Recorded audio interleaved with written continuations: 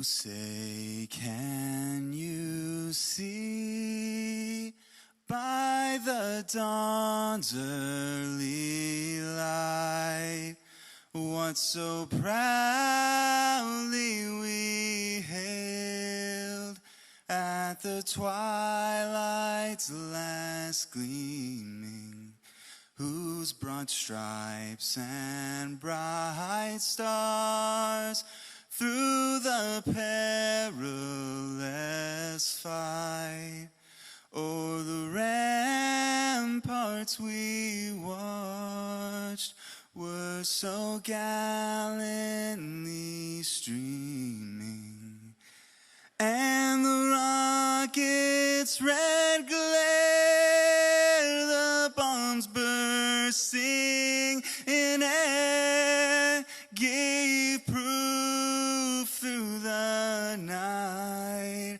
that our flag was still there.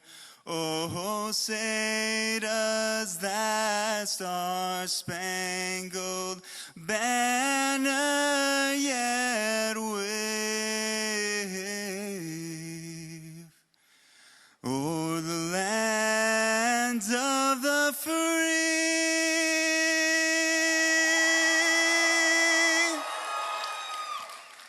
and the home of the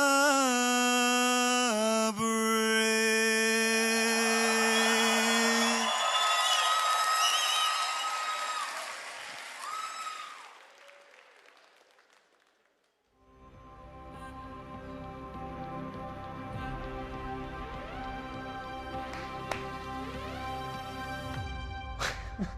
That's too good.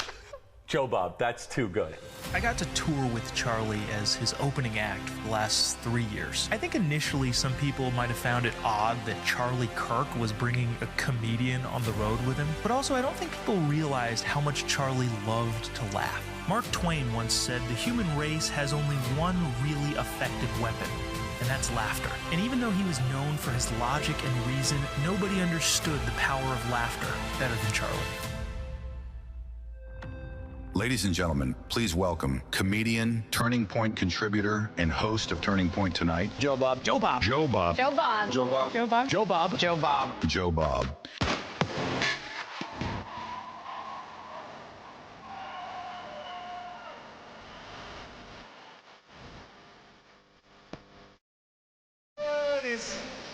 What is going on, Berkeley? Hey, we can do better than that. What is going on, Berkeley? Yeah. How about a round of applause for all of you for making it in here? Yeah.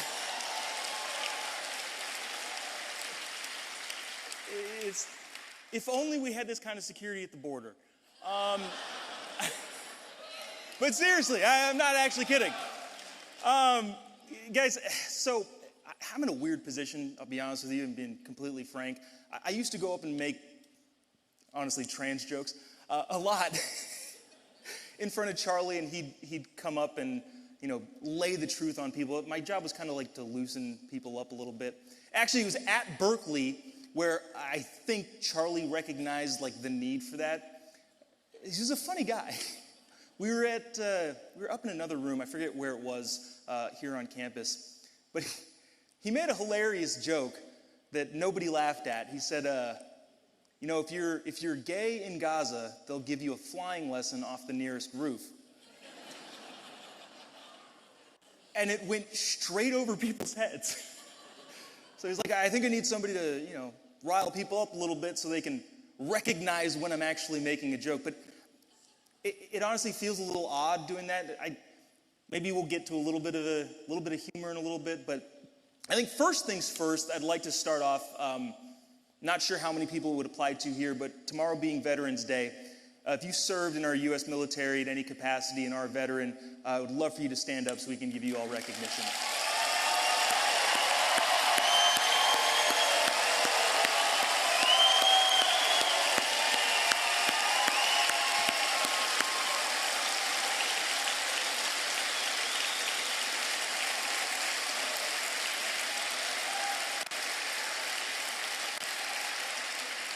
Thank you all so much for everything that you do, everything that you've sacrificed, everything that your family has sacrificed.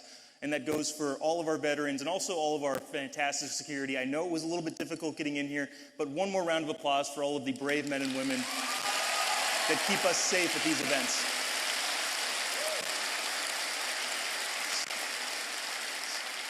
So like, on a more serious note, you kind of wonder, why is Turning Point going to Berkeley? Of all places, Berkeley? For me, free speech. For me, it's because I love the Bay Area. I just wish the Bay Area loved itself enough to not continually keep lighting itself on fire. Because ironically enough, the Bay Area was where the free speech movement effectively started, and also randomly started the cancel culture movement, which is weird, to say the least. But we've all seen what's happened with the liberal policies that have gone on here. You see crime, you see homelessness. I kid you not, I wasn't planning on pulling this picture up this immediately. I took this photo, can we pull that up?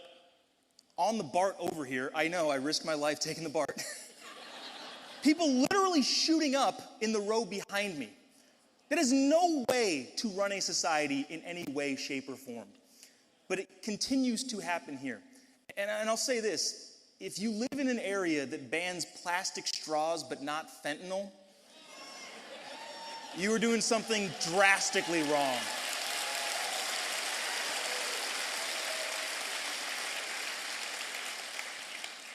Is this better? All right. And the reason we keep coming to these... It's not better. Oh, there we go. It's George Soros. The reason we keep coming back to places like this is because despite all of the craziness, despite all the liberal policies, we believe that the Bay Area can be saved. Yes? Yeah.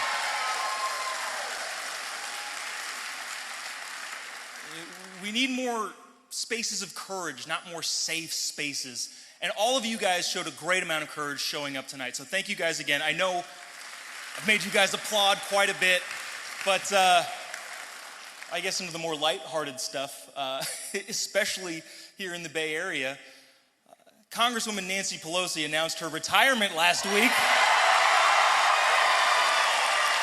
I stopped going to the urologist after I learned this trick with turmeric to reduce prostate inflammation. My urination problem finally ended, and what I did was ridiculous. Now I only go to the bathroom when I want to. I finally ditched Flomax, antibiotics, all that junk, thanks to this simple turmeric home trick. My urologist told me to throw everything away and just do this one simple trick he had recently learned at a conference. I even thought about changing urologists when he told me this. I thought he had lost his mind till I saw the urine flow come out with full force after doing this silly thing. If you suffer from weak flow or even lack of energy in bed, I urge you to try this just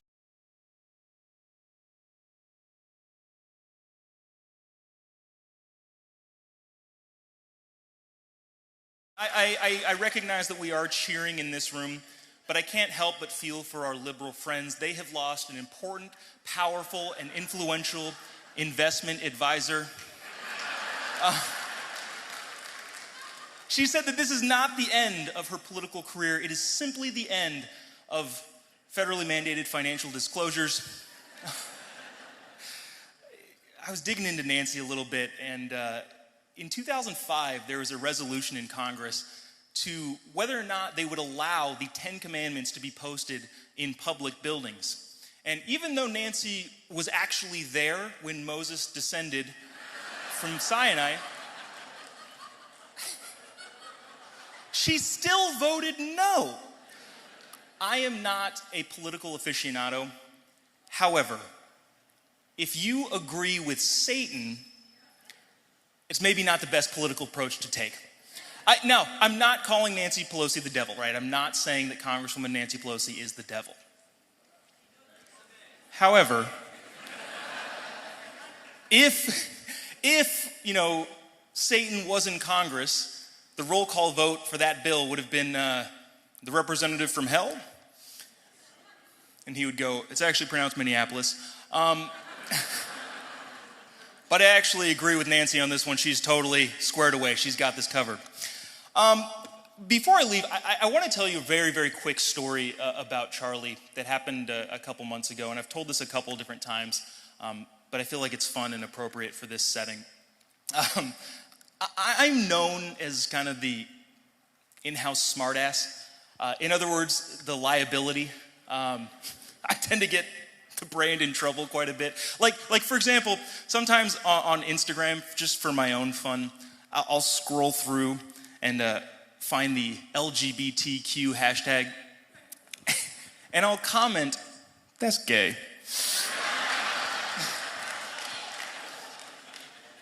And people will get all upset. They'll be like, "There's nothing gay about this photo." And I'll comment back, "It's a picture of Governor Newsom." So to give you some context, that's the kind of guy I am. Do we all remember the Sydney Sweeney jeans ad? Yeah. So at about that time, there was a bunch of libs posting a bunch of crazy stuff on the internet that, "We're white supremacists, you're fascists." They put us in a very, very difficult position of having to defend the idea that Sydney Sweeney is hot. Real tough one there, guys. But there was a video that I feel like I had to respond to because it was so ridiculous and so absurd. So I recorded this video. I didn't think anything of it. I was going to post it on my Instagram a couple hours later.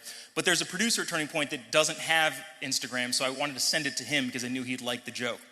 And he texted back and said, "Bro, this is hilarious. Also, do not post that." And it turns out he sent it to his boss.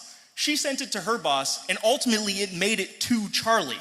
This joke that I wasn't thinking anything of made it all the way to the top. And had I known, I would have just sent it to him myself. So here was the joke. It was a response to this girl who happened to be black.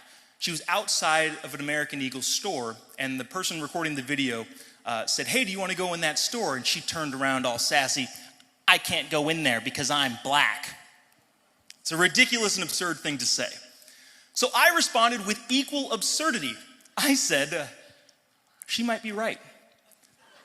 I don't think American Eagle accepts EBT." Hey. What she said was worse, by the way. And had it been a white girl saying, "I can't eat chicken and waffles because I'm white," I would have been like, "Yeah, we know, Christina, you have a gluten allergy." So the basis of it was I was responding absurdly to something absurd. That made it all the way to Charlie, and Charlie texted back, "Do it." Because that's the kind of guy he was. But it actually didn't stop there. Some of the higher ups at Turning Point were still a little afraid of that. And they were like, you need to put a disclaimer on this. And I was like, "A disclaimer?" They're like, "Yeah, we just want to make sure everybody knows it's a joke." And I said, "Really, a disclaimer? That's gay." So I didn't want to put a disclaimer. So I texted back to the group chat that was now started. How about this disclaimer? Disclaimer.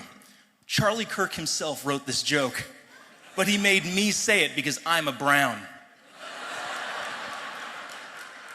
And Charlie texted back, "Perfect." Guys, but here's the thing. This is why we're all here.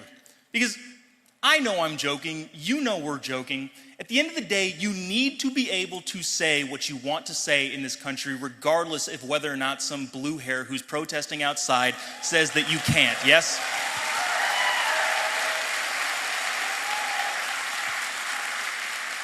So guys, thank you so much for coming to this event. You're gonna have a fantastic time.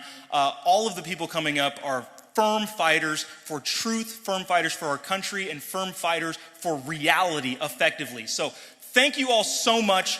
Never stop fighting for truth, never stop fighting for freedom, and never stop fighting for this country. Guys, thank you so much, Berkeley. We will take Berkeley back at some point. God bless America. Thank you, guys. Thank you.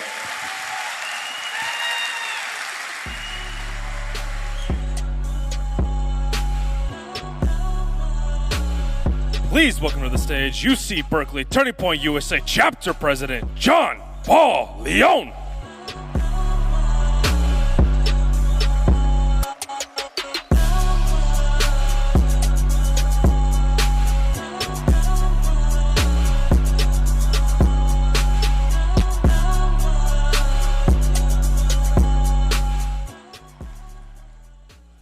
Wow, look at the crowd we have here tonight. All right.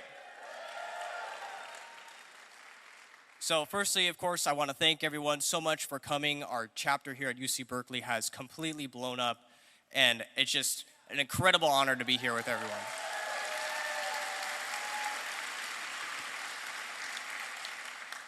Now, before we begin the event, just a few protocols I want to make everyone aware of. We're going to ask everyone to silence their cell phones for the duration of the 2-hour event.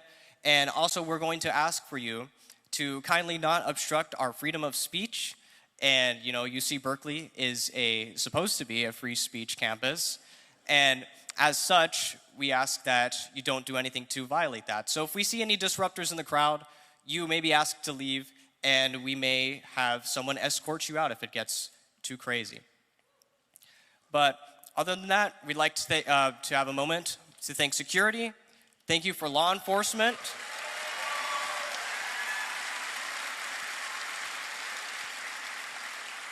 I want to thank all of the incredible volunteers that we have today, all the student volunteers who took their day. We also have an amazing Bay Area field representative, Annette Lees. And of course, thank you to the rest of the Turning Point staff and Turning Point USA themselves, who have supported us this entire way through, been through all of the ups and downs, and we're just so thankful to have everyone. And now, with that being said, I'd like to offer a few moments of silence for Charlie Kirk.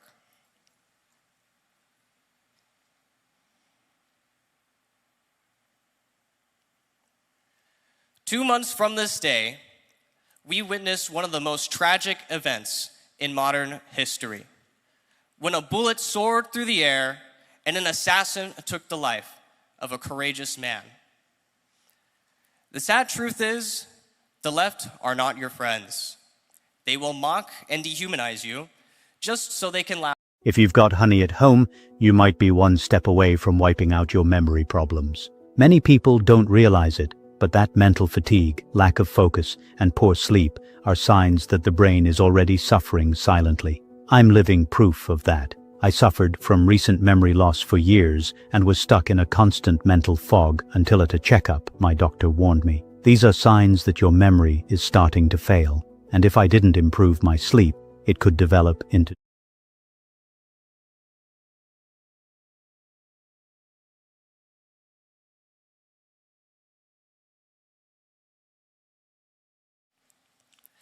And that's why for this event, you've seen protesters and posters outside dubbing us as fascist, set out with noisemakers, and just very blatantly here to disrupt our event.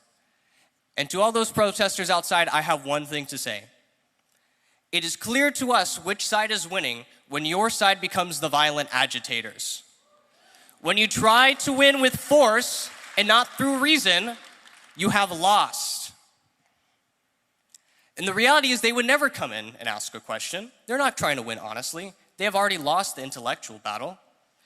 Their goal is to disturb the crowd, silence those who disagree, and destroy any ounce of conservatism that they can get their filthy paws on. But you know what? They are not going to stop us. They are not going to stop us because tonight we are here to carry on Charlie Kirk's beautiful legacy. We are here to show the world why we love America, why we love God, to turn this place into a society that our kids can feel happy raising kids of their own someday.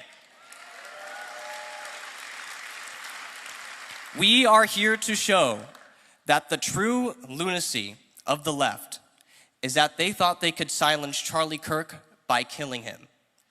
Because tonight, we are Charlie Kirk.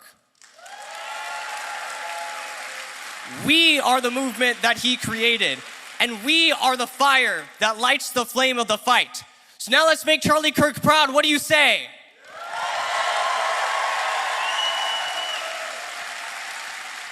Charlie Kirk, I love you, buddy. Now I want everyone, there's rally posters on your chairs of Charlie Kirk. I want everyone to raise them up and cheer for Charlie. Charlie Kirk! Charlie Kirk!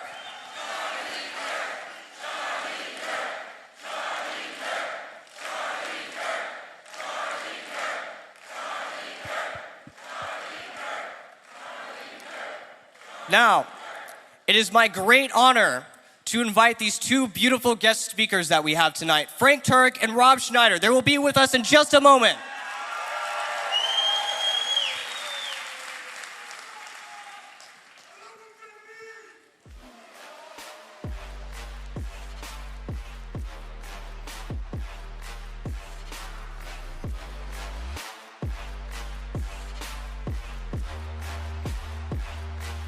Please welcome Frank Turek.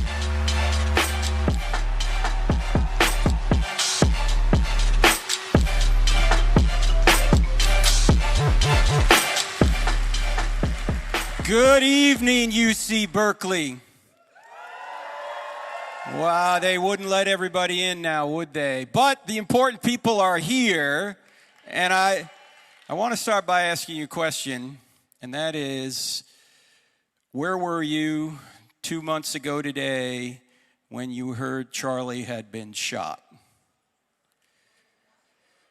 You know where you were and you know what you were doing, because that is a life-changing event. As we were driving over to the venue that morning, Charlie got some footage, drone footage, over the university. It was about an hour before we were supposed to start, and he said, hey, take a look at this. There were thousands of people there an hour in advance.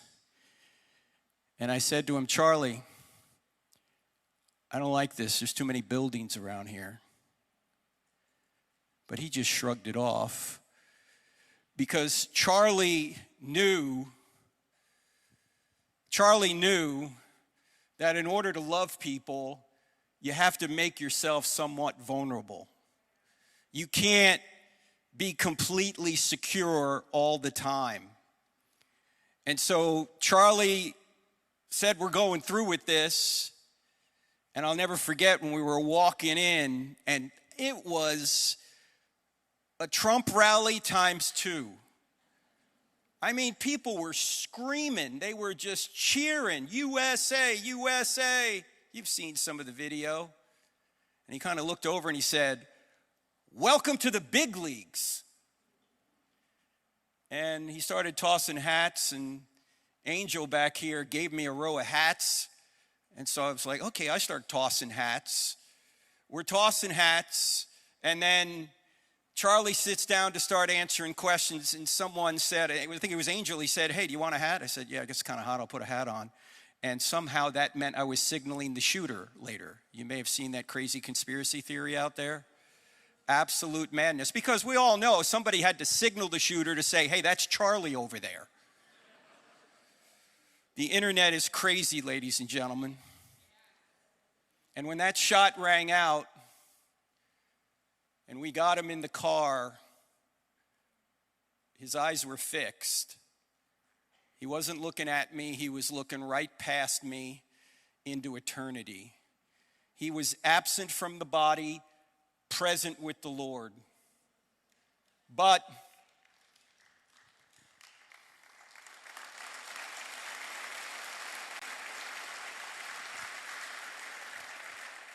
of course, we had to try to do everything we could to save him, and I'm telling you, his security team was amazing. And those gentlemen are here tonight. There's one of them. There's Justin right there. Brian is back there. Dan was there. Rick was there. They did what they were supposed to do. And when this investigation's over and all this conspiracy nonsense is over, you're going to see that they did their job and they did it well. It wasn't their jurisdiction. It wasn't their jurisdiction to handle the roofs. That was someone else, and they blew it. It was Butler, PA all over again. But as we sit here, we're kind of asking ourselves, well, some say that God spared President Trump. Why didn't he spare Charlie Kirk? Maybe because there is no God, some will say. Why would he allow such an evil thing to occur? Does evil mean there is no God? Well, actually, the exact opposite is true. About a year ago, our mutual friend James Lindsay, who is an agnostic atheist, texted Charlie and he said, Charlie, I've been looking at what's gone on in the communist countries in the 20th century. They killed 100 million of their own citizens. I'm starting to believe in Satan. And Charlie texted back 4 words, if Satan, then God.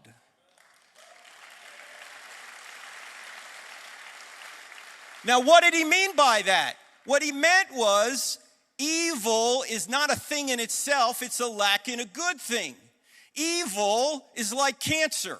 If you take all the cancer out of a good body, you got a better body. What happens if you take all the body out of the cancer? You got nothing. Evil is like rust in a car. If you take all the rust out of a car, you got a better car. What happens if you take all the car out of the rust? You got a Pinto. You got to be old enough to get that. In other words, evil's not a thing in itself, it's a lack in a good thing. But so in order for evil to exist, good must exist. But in order for good to exist, God must exist, because what we mean by good is God's nature. If there is no God, then there is no good, which means there are no rights and there is no justice. You know, Berkeley's famous for free speech and rights, and there's too much injustice out there, yet many of the people outside of this room protesting are atheists. Do you know there's no way to justify good or evil unless God exists? Otherwise, for years we've been told the stock market is rigged, that the little guy doesn't stand a chance. But there's a side to this story Wall Street never wanted you to hear. Hi, I'm Nate Baer, lead technical tactician and full-time trader. And the real story begins at exactly 9:30 a.m. every morning. That's when a hidden market force, what I call the earnings profit surge, triggers. It's a pattern so powerful, it's been analyzed by Harvard, tracked by the Federal Reserve, and even acknowledged by the SEC. Yet almost nobody outside a handful of elite traders knows it exists. While most Americans settle for making 10, 20, maybe 30% over the course of a year, these aftershocks can hand traders the potential to see 100, 200, even 300% gains, sometimes in a single morning. For years, this phenomenon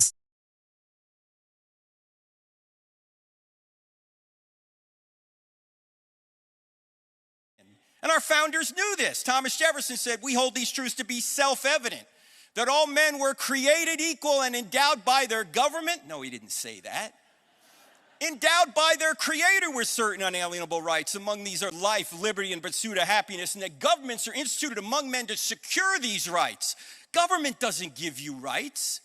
Government simply secures the rights you already have, and if the government doesn't do that, then according to Jefferson and the founders, the people have a right to a new government.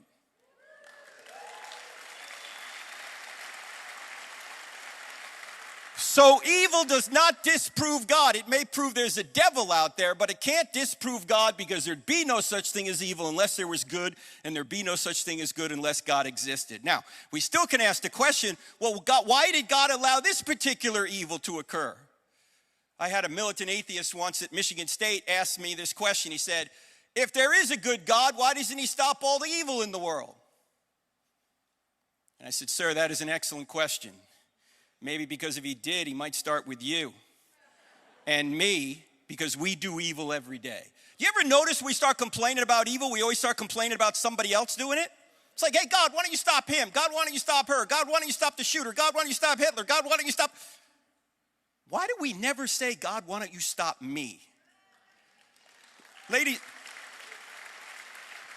and gentlemen, if God were to stop evil at midnight tonight, would you still be alive at 12:01? I wouldn't be. I wouldn't be alive. God doesn't stop evil right now because he gives us free choice. Why does he give us free choice? So we can love. You can't love without free choice. Love by definition requires freedom. So God gives us free choice. The problem is we can use our free choice to do evil like the shooter did. But can any good come from that? The Bible talks a lot about this. We don't have time to get into all the details. But the Bible talks about the fact that testing produces patience, and patience produces character, and tribulation leads to hope. And it says all things work together for good to those that love God and are called according to his purpose to be conformed to the image of his Son. Doesn't say all things are good. There's a lot of evil things out there, but according to God, good things can come from evil, especially to people who are called according to his purpose. And one of the ways that you become more like Jesus is through evil. Man, if you get everything you want every time, you don't become like Jesus, you become a me monster. You need some obstacles in your way if you're going to become more like Jesus. You need difficulty. You need people to say no. What do we say about kids that get everything they want? They're spoiled. What's spoiled about them? Their character. You want to ruin a kid? Give the kid everything he or she wants. You will ruin them. You need difficulty in your life, and that's what evil does. And sometimes good comes from evil, and we'll never see it. Why is that? Well, there's something out there known as the ripple effect. What's the ripple effect? The ripple effect is that every single thing that happens here ripples forward to affect trillions of other events and billions of people. Most of the time you can't see the ripple effect, but there's actually a story in the Bible that talks about this. This is Joseph in the Old Testament. You guys remember Joseph in the Old Testament? He's sold into slavery by his brothers into Egypt, and he's treated horribly when he gets there. He's falsely accused. He's in prison. Then he interprets a dream for the Pharaoh, and suddenly he's the number 2 guy in all of Egypt, and he puts a whole bunch of grain aside because he knows a famine's coming. Then the very brothers that sold him into slavery leave Israel because there's a famine. They come to Egypt, and Joseph recognizes them. And what does Joseph say when he recognizes them? You dirty rats, you're going to pay for what you did to me. No. What does he say? What you meant for evil, God meant for good, the saving of many lives. The ripple effect. The evil that they did years ago rippled forward to help them later. Most of the time you can't see the ripple effect, but sometimes you can. And you know, we didn't see a ripple, we saw a tsunami after Charlie was brutally murdered. There has never been a time in history where the President of the United States and nearly all of his cabinet and then some other people, friends of Charlie, preached the gospel to 100 million people.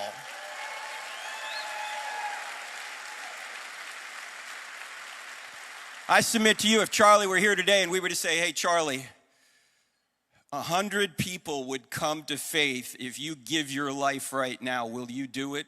He'd say, that's what my life's about already. Yeah, I'd do it. Now, he wouldn't want to leave Eric and the kids, but that's what his life was about already. Well, how about millions that have come to Christ?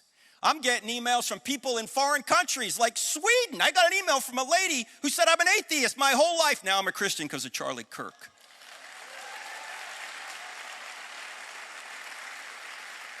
Because one man had the courage to live his faith boldly, to love people enough to put himself in harm's way to reach out to them.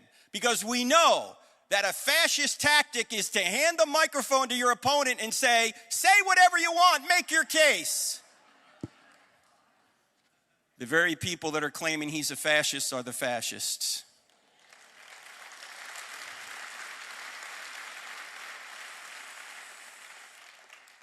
Now, although we can't always see the ripples, we can trust God for them. Good has come and will come. And one of the greatest ripples of all time happened to the only completely innocent person ever, and that was Jesus of Nazareth. He was brutally murdered, put on a cross, so he could take our punishment upon himself. That great evil rippled forward to the greatest good of all time. We can now be reconciled to an infinitely just God because Jesus took our punishment upon himself. Now, as we know, the folks here at Berkeley are big into justice, as I mentioned earlier. But you know, there is no justice unless God exists. There are no rights unless God exists. And so, Jesus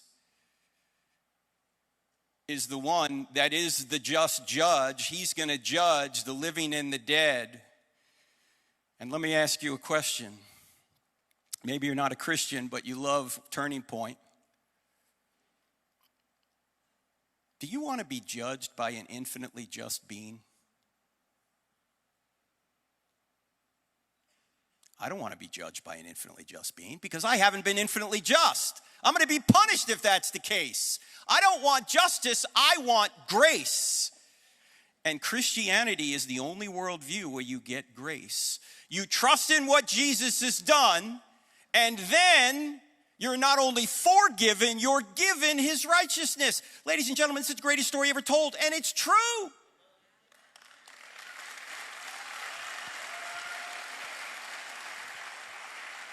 "9 days before he died, Charlie tweeted out, "The resurrection is an historical fact." I know some of you are probably thinking, well, how do you know it's an historical fact? I mean, you're getting that from the Bible? I mean, that was written down by Christians. No, it wasn't. Do you know all the New Testament documents were written down by Jews?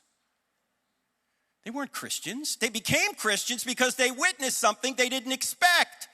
These people thought they were God's chosen people, and they didn't think that one guy could claim to be God. That was blasphemy. And they didn't think that one guy would rise from the dead. They knew we'd all rise from the dead at the end of time because Daniel and Isaiah talk about that. They didn't think any of this was possible. Join ICE with bonuses up to $50,000 and generous benefits. Join.ice.gov. Possible. And yet after denying Jesus and running away during the crucifixion, by the way, do you think they'd make that up if that was true? I mean, if it wasn't true? You think they say they ran away like a bunch of sissy pants men while the women were the brave ones that went down and discovered the empty tomb? Who would make that up? And why would they make it up? To get themselves kicked out of the synagogue and then beaten, tortured, and killed? This is not a list of perks. We're going to start in a religion. We are? Yeah. What's it going to get us? Well, first we'll get kicked out of the synagogue and then we'll get beaten, tortured, and killed. Well, sign me up. What a great idea. No, they're not making this up. And they would never say the women were the first witnesses. I mean, who wrote the New Testament documents down? Men. Now, what man is going to say that he was hiding for fear of the Jews while the women went down and discovered the empty tomb? Would any man in here invent that? No. I would. If I was making it up, I'd make myself look good. I'd write down, let's see, we marched right down there and we overpowered that elite Roman guard. Yeah, that sounds pretty good. And then we saw Jesus, who congratulated us on our great faith. And then we went and comforted the trembling women. I would never say it was Mr. Sissy Pants. No, by the way, why would you never say the women were the first witnesses in that culture? Because a woman's testimony was not considered on par with that of a man. So if you're making up the New Testament story, you'd only have the men be the first witnesses. Yet all four Gospels say the women were the first witnesses, which is telling us what? They really were. I actually had a lady come up to me once. No, it was a guy actually. No, it was a lady. There's two people. A lady came up to me at university many years ago, and she said, I know why Jesus appeared to the women first. I said, why? And she said, because he wanted to get the story out. I said, that is an excellent point. I hadn't thought of that, because ladies, when your man comes home from work, does he say much? There could have been a nuclear explosion down at the plant. He's not going to tell you. You'll see it on the news before you hear it from him. You'll be watching the news going, hey, hon, oh, yeah, I forgot to tell you. The nuke blew up. I've been hot for 3 days. What's for dinner? And this guy at University of Cincinnati came up to me and he said, "You think that's bad?" He said, "My buddy was on a plane, a private plane, just he and the pilot. And the pilot died. And my friend didn't know how to land the plane. So he said, just like in the movies, the tower talked him down. When he went home that night, his wife said, 'How was your day, dear?' He said, 'Same old, same old.'" This is not a made-up story, ladies and gentlemen. And then they went and died for this. Why would they do that? They wouldn't. If you're going to say they made this up, you got to come up with some sort of explanation that has evidence behind it. You notice there's a lot of counter-explanations to Charlie's murder, and none of it has any evidence behind it. It's all speculation. You can speculate about anything as to what happened to Jesus. You can say aliens took his body. But you know what the real truth is?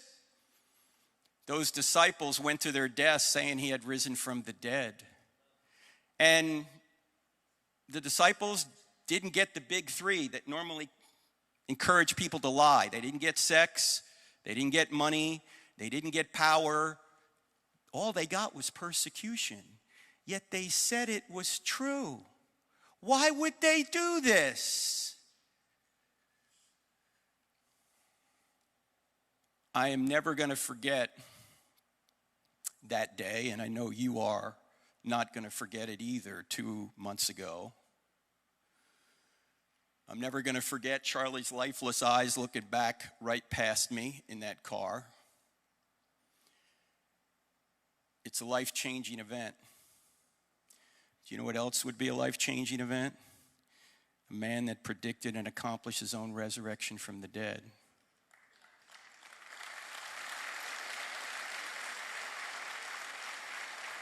No one would invent that and go through the torture of martyrdom unless it happened.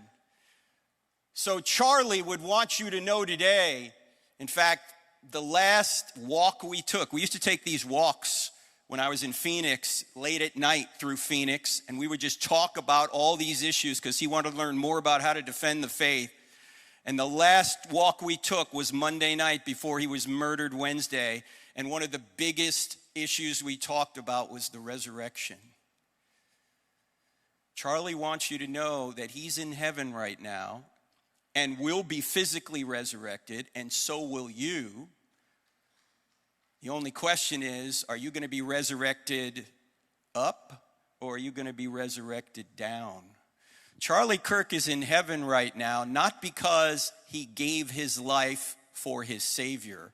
Charlie Kirk is in heaven right now because his Savior gave his life for Charlie Kirk.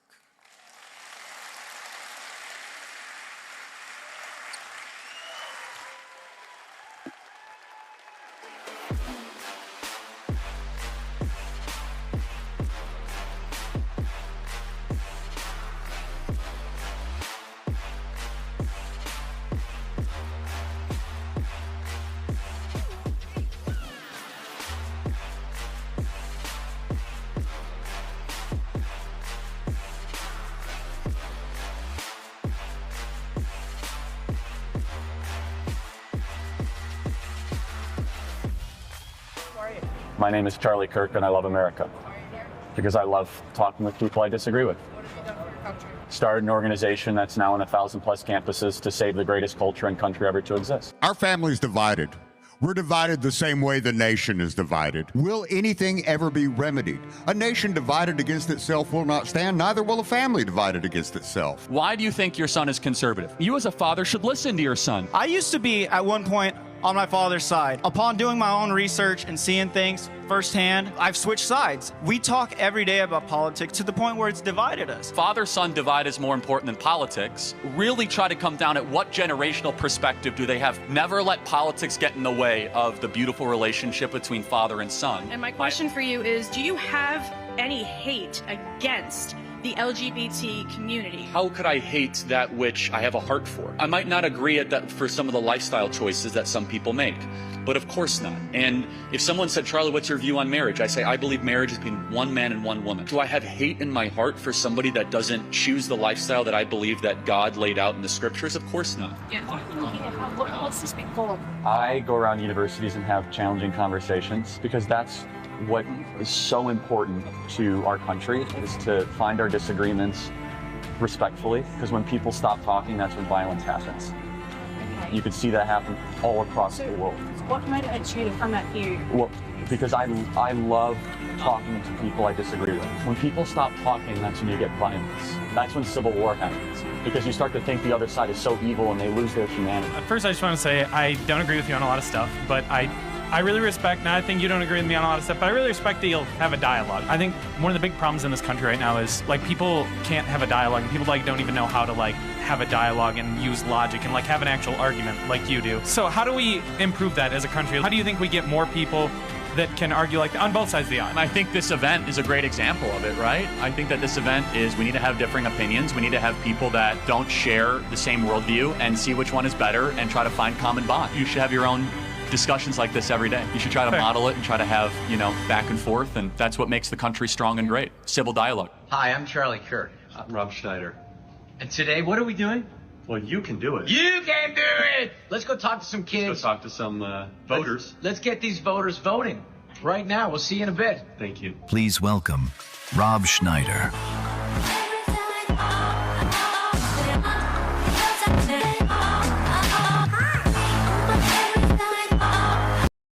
Attention law enforcement. You took an oath to protect and serve. To keep your family, your neighborhood safe. But in too many cities, dangerous illegals walk free as police are forced to stand down.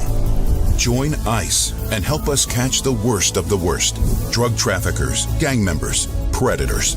Join the mission to protect America with bonuses up to $50,000 and generous benefits. Apply now. Join.ice.gov and fulfill your mission. You can do it, Berkeley! All night long. Well, thank you. I'd like to thank Antifa for the welcoming that they gave me tonight. It was beautiful. I mean, they didn't have to bring, fireworks, but I appreciate it, because I know that's spending money, and they didn't have to dye their hair pink either for that, but I appreciate it. I am proudly from the Bay Area. I'm right here. I'm your neighbor. I am your neighbor, and I love you. And I love this. I love Berkeley, and I mean that. I love the history of Berkeley, and I believe that what is happening now, I think, is a blip, and it is a intolerant blip, and is hopeful. I have this whole speech thing I'm going to talk about and a couple of dumb jokes, but we are in an age of emotion. When historians look back and go, what happened, and what was that all about? And it was because if we give in to our emotions and that desire, then we can. If you give in to those desires and those passions, if you use that before your sense of reason and rationality and logic, then you can be manipulated like the people outside this building right now. They're coming not from a place of rationality. They're coming from a place of emotion. And that's tough. Because what I wanted to ask you, and what the theme of this whole thing I was writing was this. First of all, I want to tell you, Charlie and I talked in August, and I said, congratulations, Charlie. And he said, what? I said, you've made it. And he said, and he started laughing. And I said, well, South Park just made fun of you. And I said, they did a great job on your head. Charlie had a different head. You know what I'm talking about. Not that he wasn't handsome, Erica. I didn't mean that at all. Very handsome. However, he had a head that was worthy of South Park. And you know what he did and how funny that man was? He took that picture and put it on his social media as Charlie Kirk, and that was a picture of him on South Park. And I really respect that. He had a good sense of humor. I didn't know what to make of Charlie Kirk, to be honest with you, when I first met him a few years back. I said, who is this 29-year-old? What's behind all this? I don't get it. What is the point? Or what is he really about? And then slowly, I realized what he was trying to do was he really wanted to empower young people, because this is your country. You are the future. And people say that all the time. No, people say that, but I mean it, and he meant it.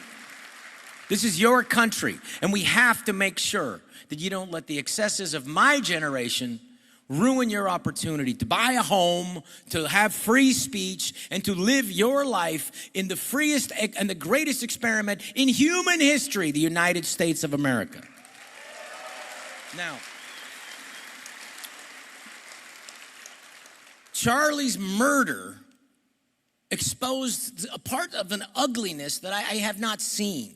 And that maybe I didn't want to see, and it's been there a while. But a tribal nature where people could celebrate and actually go, this death, because it's not in our tribe. That tribalness, that would eliminate someone's compassion and their empathy for a young man, a young father and a young husband murdered in cold blood in front of his children, that there can be no compassion, that there would be no empathy from these group of people, says something about more than our body politic.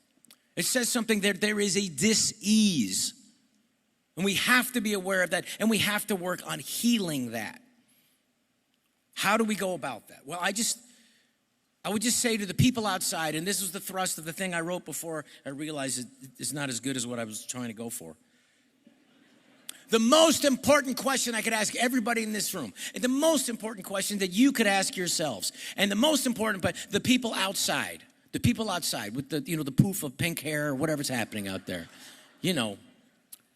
what do you want? The most important question, what do you want? What do you really want? What do you want from society, for yourself, for your family, from your university here at Berkeley, from your job, from your government? I want you to really think about it, what it is that you want. That is the most important question you will face. Now, will America be a temporary experiment in freedom and human history, and the 117 billion people who've been alive since the beginning, according to science, where freedom for the individual was enjoyed by only a relatively few people for a brief 249 years before society returned to another form of feudalism and slavery? I hope not. But it is not guaranteed. When they say eternal vigilance, that means we must be awake, we must be aware, and we must fight for it. And in every city in America, you are going to see military cemeteries. People say, oh, Rob, you sacrificed your comedy career. I don't give a crap about Deuce Bigalow 4, 5, and 6. I don't care. Here's what I care about. That's a huge bitch. Who cares? By the way, Disney made that movie. That'll never happen again. Disney will never do another movie where somebody goes, ball hair, scrotum liquor. That'll never happen again. Maybe for the right reason. But this freedom, we must maintain. Just go look, forget about the sacrifices. You got to look at the sacrifices. Just go by. I was at the Italian American cemetery in Italy 2 summers ago, and I saw 19, 20, 25-year-olds, 26-year-olds, 30-year-olds, American military service who gave the last measure of devotion for this freedom, for our freedom. They fought and died for it. They made the ultimate sacrifice. Now, Charlie died for conversation. Martin Luther King died for sanitation workers in Memphis so that they and their families could live a decent life, so that they could have a chance to make a living wage. They weren't asking to be rich. They weren't asking to be billionaires. There was no such thing back then. There is now. We actually have a trillionaire now.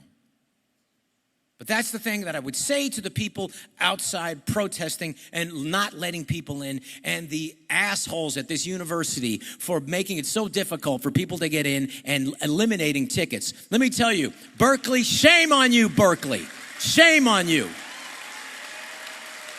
The regents, the academics here, you should fight for free speech. If free speech means anything, it's the right for me to say something that pisses you off, if it means anything. Free speech is all speech. It's the hateful stuff. Because if you can say, well, hate speech, well, no, it's not. Well, then who gets to define hate speech? That is a term to use to stop your speech from saying something that you don't like or the government doesn't like. And we're going to bring up one of my good friends who's going to come up here and talk about what's happening in England right now. And he's going to tell you how many people have been arrested for tweets. So we'll have that in a minute. So will America continue to be the greatest experiment in freedom the history's ever known? What do we want? You want a free society? Okay, how free do you want it? How free do you want it? Do you want it to be no rules and just absolute? Then it's chaos. You don't want that. But do you want too many rules, all rules, to control us all? Then that's tyranny. We don't want that. We want a mess. Not a crazy mess, but a mess. But that is requiring good faith actors to come in and not manipulate the process like those goons outside. They are bad faith actors. They do not care about discourse. They could have come in and they could have asked me some questions about, The Hot Chick or whatever movie I've ever made. They could have asked me, but they didn't because they don't want discourse. If you've got honey at home, you might be one step away from wiping out your memory problems. Many people don't realize it, but that mental fatigue, lack of focus, and poor sleep are signs that the brain is already suffering silently. I'm living proof of that. I suffered from recent memory loss for years and was stuck in a constant mental fog until at a checkup my doctor warned me. These are signs that your memory is starting to fail, and if I didn't improve my sleep, it could develop into dementia. When I was officially diagnosed with early-stage dementia, it hit me hard. Not knowing what to do, I went to see Dr. James Morgan, and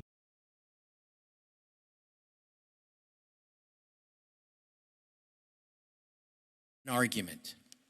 What they have is anger, and they have grievance, and they have envy. These are bad faith actors. These people don't want to discuss anything. They want to tear down Western civilization because they have grievance. And that's what happened. That's all woke is. All woke is simply this. Communism redressed as some sort of manners, renamed and repackaged because they knew, the communists knew in the second Chinese Revolution in 1966, the Cultural Revolution, they knew that communism was never going to take hold from the worker because in capitalism in the United States of America, workers know, and your parents and your grandparents knew, that if you work your ass off, your life's going to be better. Your children's life's going to be better. They knew that. They knew. So, what did they do? They infiltrated academia. They got in and they said, we're going to get in there. We're going to use people who have grievances, who want to destroy Western civilization. And that is a fact. And that is happening. And we got to be aware of it so we can fight it. So we can go against that. And we have to ask ourselves, okay, what do we want? Are we really thinking?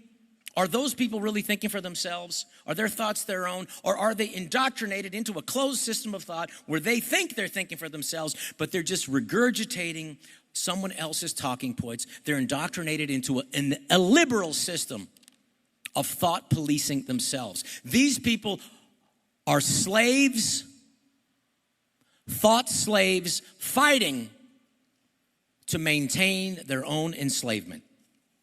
And those are the best slaves because they don't even know they're slaves. Those are the best. So, okay, what do we want? What is this thing? Now, here in Western culture is worth saving. It's Rome, it's Paris, it's San Francisco, the good parts, not the parts where the poop map is. The good parts. You're talking about United States. This is a country in all its imperfections. You can be a billionaire in this country. It's possible. It is possible. No matter what color your skin is. Doesn't matter. Oprah's a billionaire. Tiger Woods is a billionaire, so it's possible. It happens. We have an infrastructure. We got roads. We got hospitals.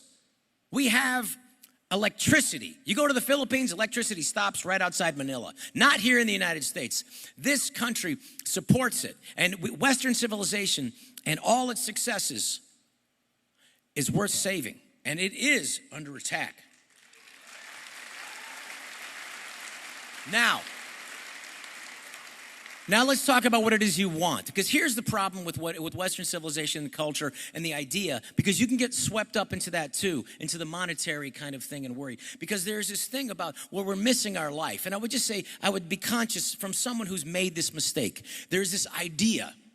Alan Watts talks about this. There is this idea that, okay, I'm going to get to this place, and then I'm going to start enjoying my life. I'm going to get to but first I got to get the right grades, and then I got to get, and then it's going to start coming. Then I got to get into the right university, Berkeley. I'm going to get in there, and then from Berkeley, and then I got to get the right grades, and as soon as then it's going to start coming, and then I got to get the right internship, and when I get out of there, then I'm going to get from that internship, then I'm going to get a job, and then it's going to start coming, and then from that job I got to get a certain amount of money, and then I got to move into the right house and get the right wife, and then we're going to have some, and then we get the kids, and the kids got to go to the right school, and it's like, okay, this is happening, this is coming, pretty soon I'm going to get to that place, whatever, and then you get a promotion, and go, okay, it's almost there, now I got the promotion, and then you wake up and you're 40, and you go, what the fuck happened? So what is it?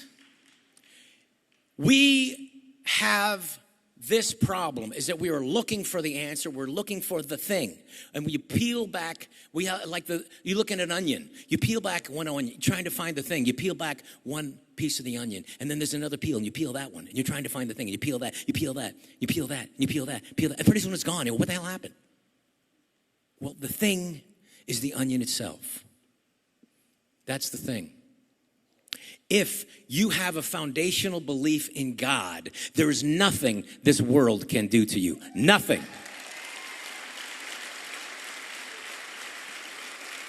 Nothing.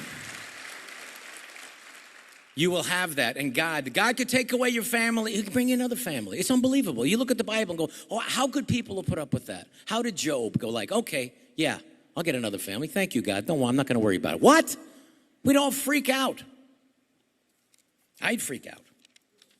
Now, be careful that the thing you think you want may end up being the thing you loathe. Much better to live your life doing something you love and make less money than spending your life doing something you hate. If we are going to have a vibrant society and continue to be the largest economy, the most technologically advanced society in the world, we must protect free speech and debate. We cannot afford to continue people having beliefs persist that are not subject to facts or logic or empirical evidence.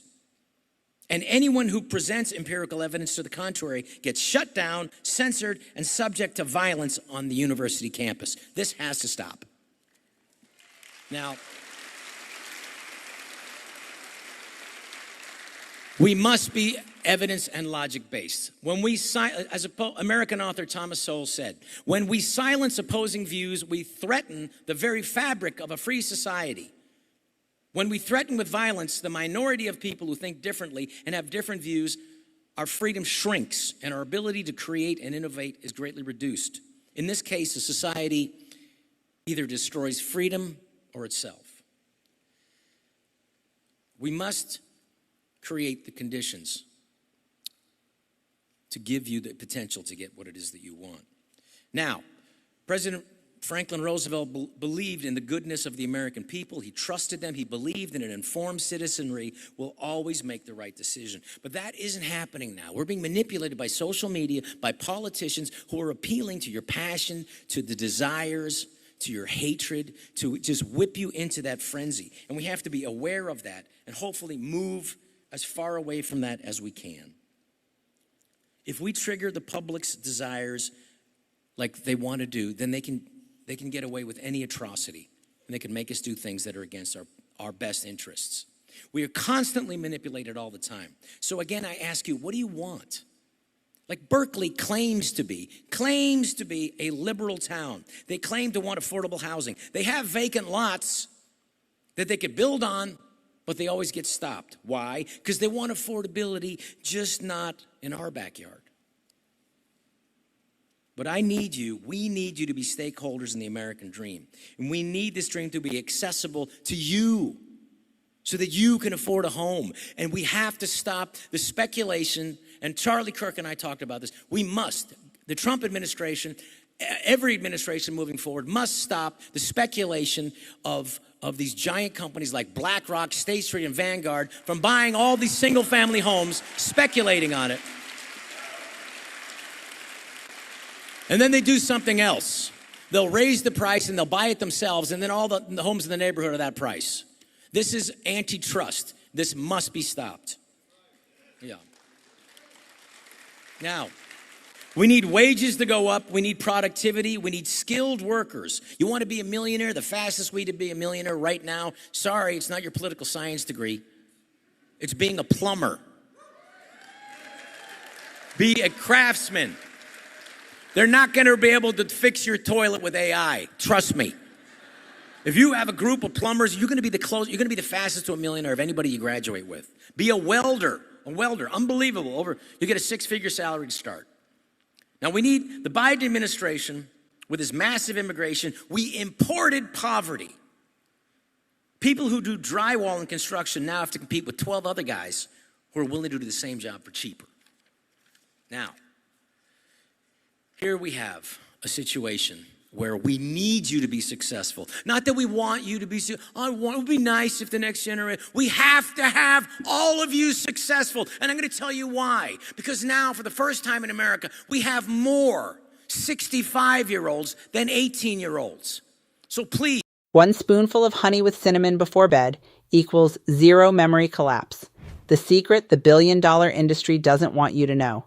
If you struggle with memory lapses, confusion, or brain fog, pay close attention. You need to see this. This could change your life the way it changed mine. I'm a woman who broke free from dementia. And no, it wasn't from heavy medications or crossword puzzles. It was the opposite. I got access to a report that was taken offline under industry pressure.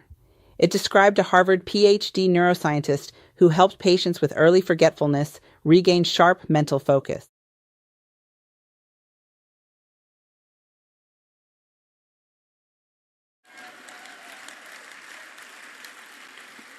But let me tell you, the excesses of my generation are my generation are screwing all of you.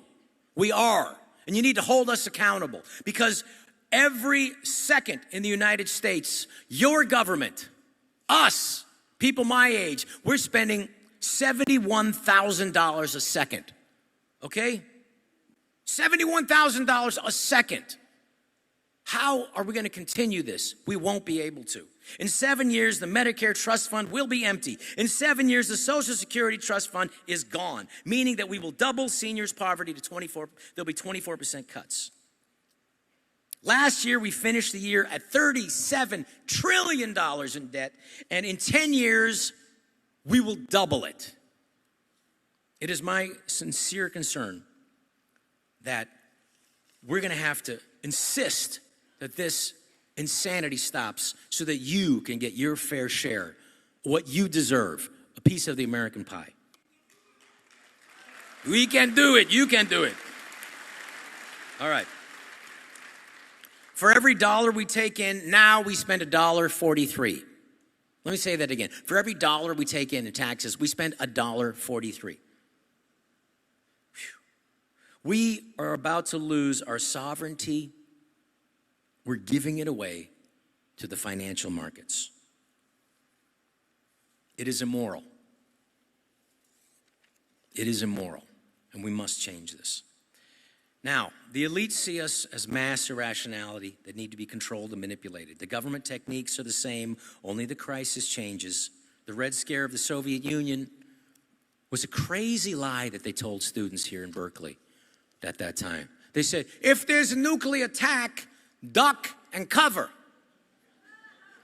Get under your desk. You'll be fine. I wonder how that worked out in Hiroshima and Nagasaki.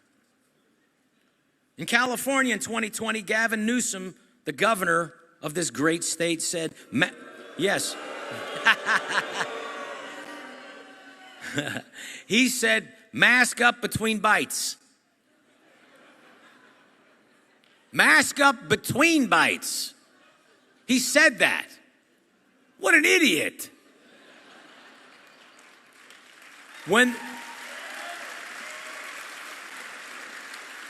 When they show you who they are, believe them, and Gavin Newsom is a gigantic buffoon. And he shows you. All right.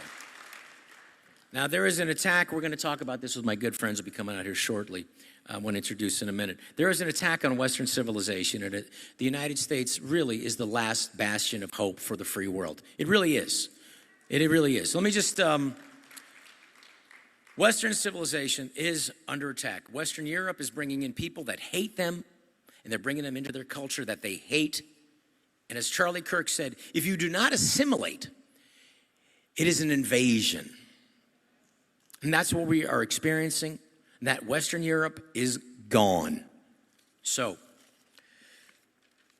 I would like to just tell a quick story about what happened to me about a famous actor. And I want to tell you this story because I want to leave it with hope, because I have great hope and I have great faith.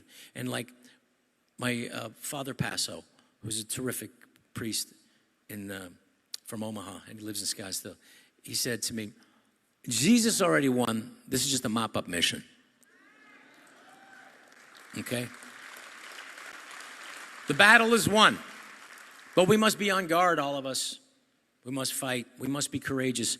And thank you for being courageous, each and every one of you, for coming here this evening. Thank you for your courage.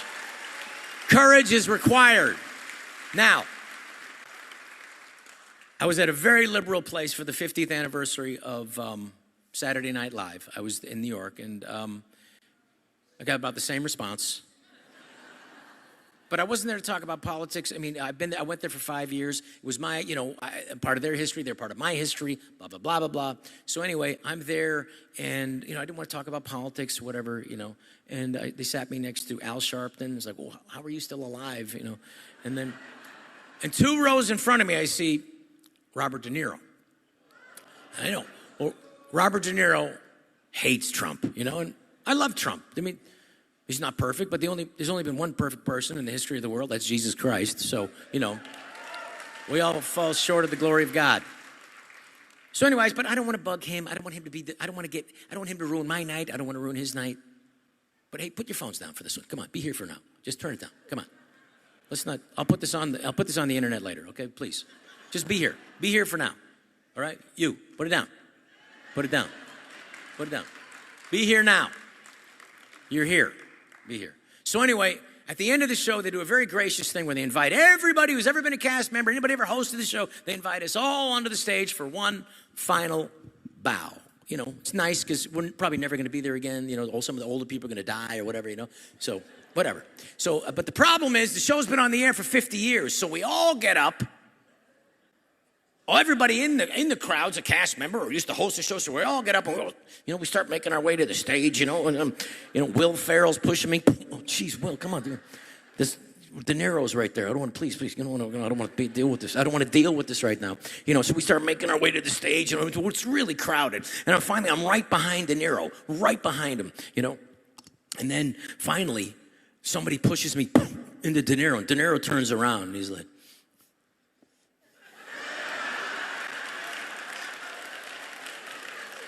Schneider, how could you support that schmuck? Trump is a schmuck. How do you support that? He's turning the whole country into schmucks. Schneider, I thought you were smarter than that. And I swear to God, the only thing I could think of at the time was, Robert De Niro knows who I am.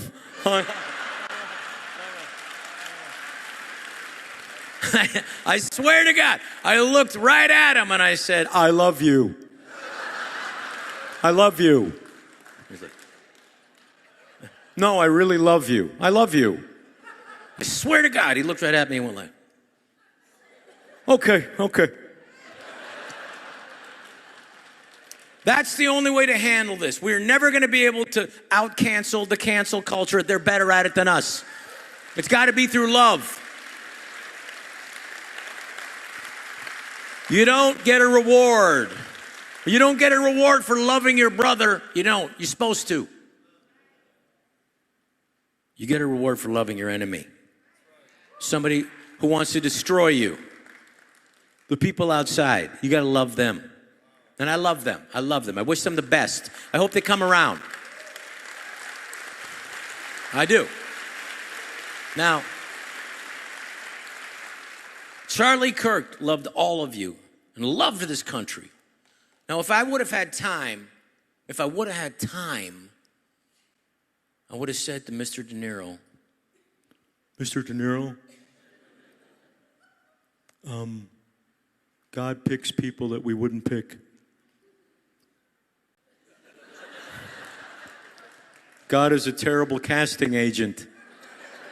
But God, who are we to question God? God has his reasoning, whatever. It's his reason. It's his reasoning.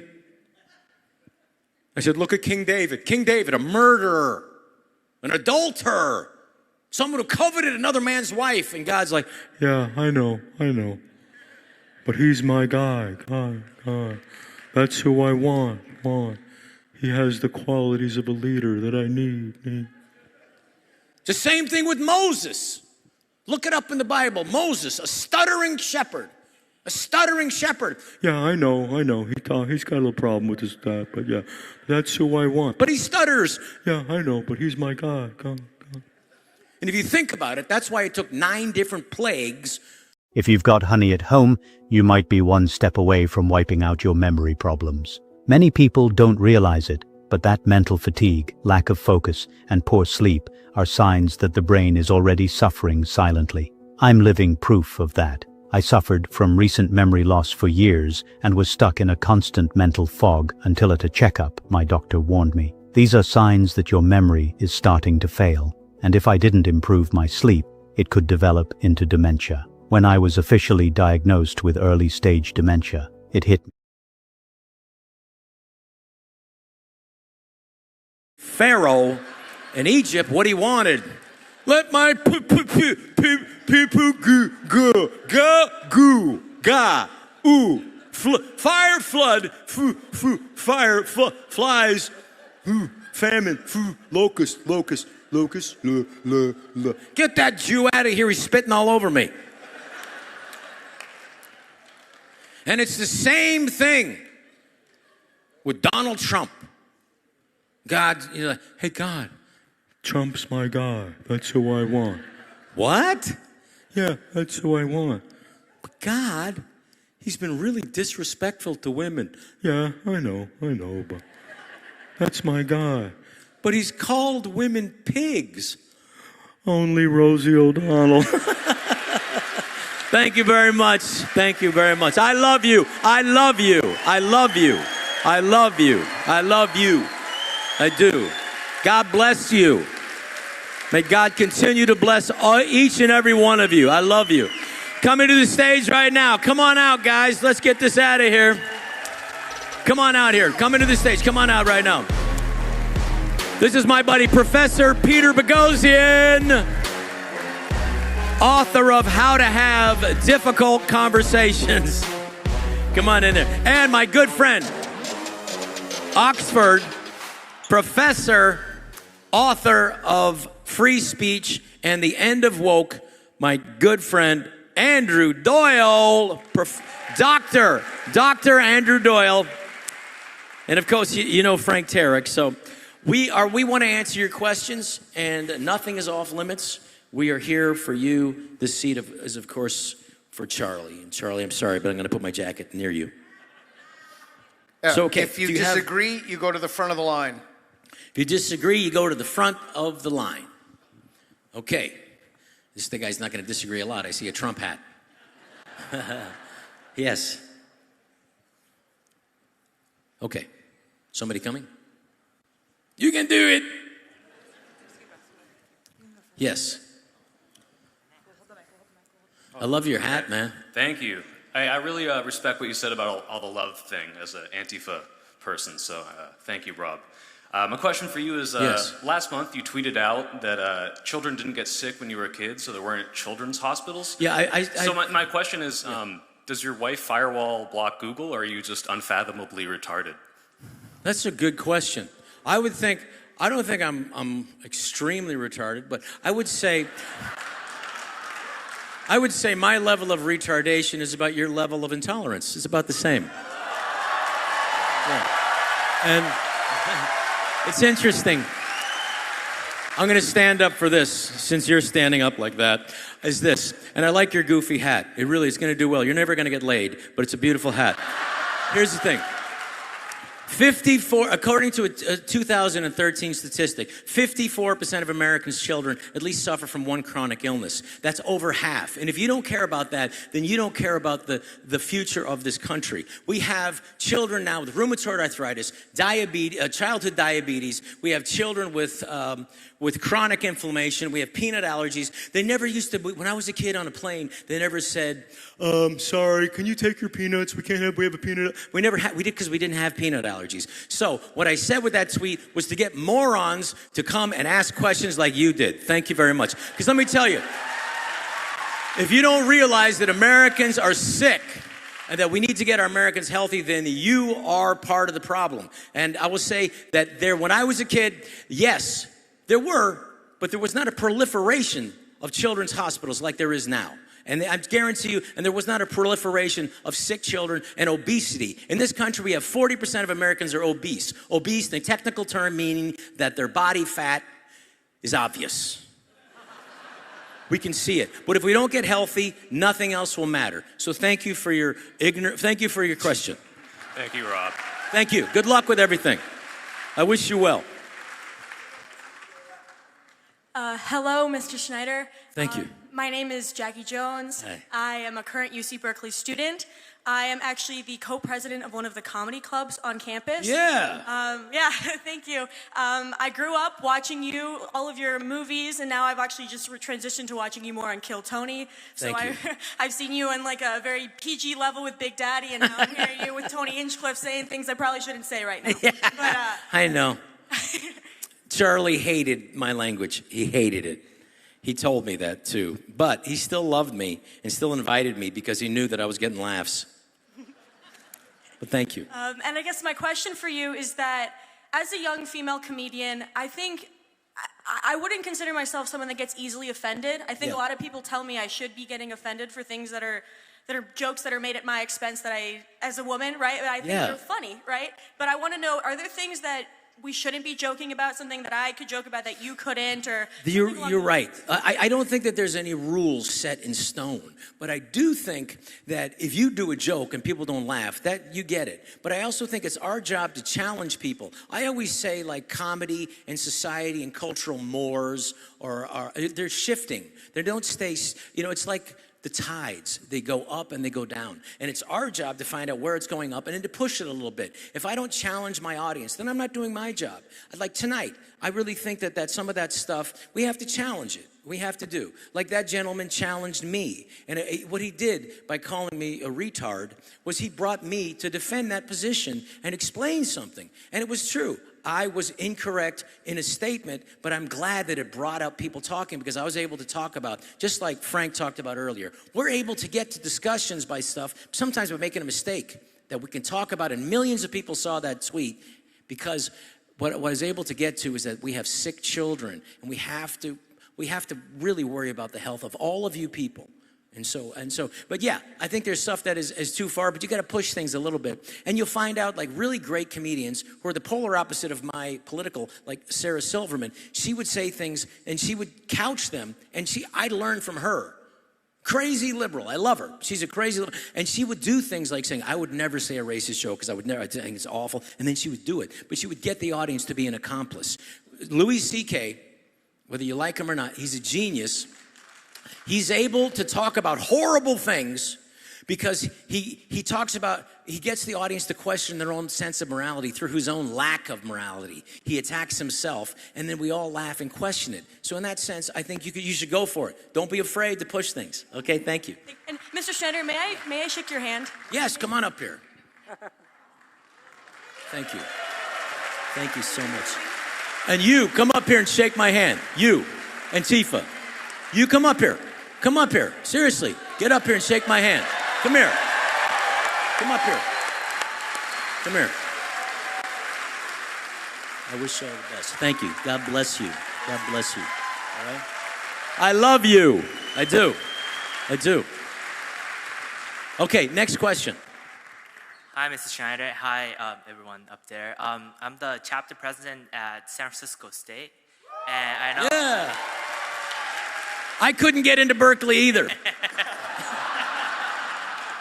We're Asian, so we're supposed to be here, but. But my question is, I know it's your alma mater, so I was wondering what it was like to go to San Francisco State back in the day, and also how do you assess, this is for all of you, but how do you assess the climate when it comes to political speech? I know everyone has some capacity of involvement. Well, Andrew, will you tell us what's happening in England right now? And you could talk about speech. That'll be great to hear. Yeah, I mean, it's so interesting because Rob mentioned that I'd written a book called Free Speech and Why It Matters. And in that book, I mentioned UC Berkeley as being this bastion of free speech back in 1964. And then I get here and there's tear gas and fireworks and people in riot gear. I'm thinking something's gone slightly wrong. And what are they upset about? We're just having discussions. We're just having conversation. You know, I mean, Rob Schneider, is it that they don't like the hot chick? Donald Trump is about to cement his status as the greatest president in history. When he releases the United States' hidden $150 trillion trust fund, it will send the American empire roaring back to global dominance. It could land him on Mount Rushmore or the $100 bill. And it will deliver a once-in-a-lifetime wealth-building opportunity to investors who take the right steps today. Let me explain. For years, we've been told America is bankrupt, that our empire has peaked. But there's a side to this story you've never heard before. It began more than a century ago. In 1873, Congress quietly established something I call a...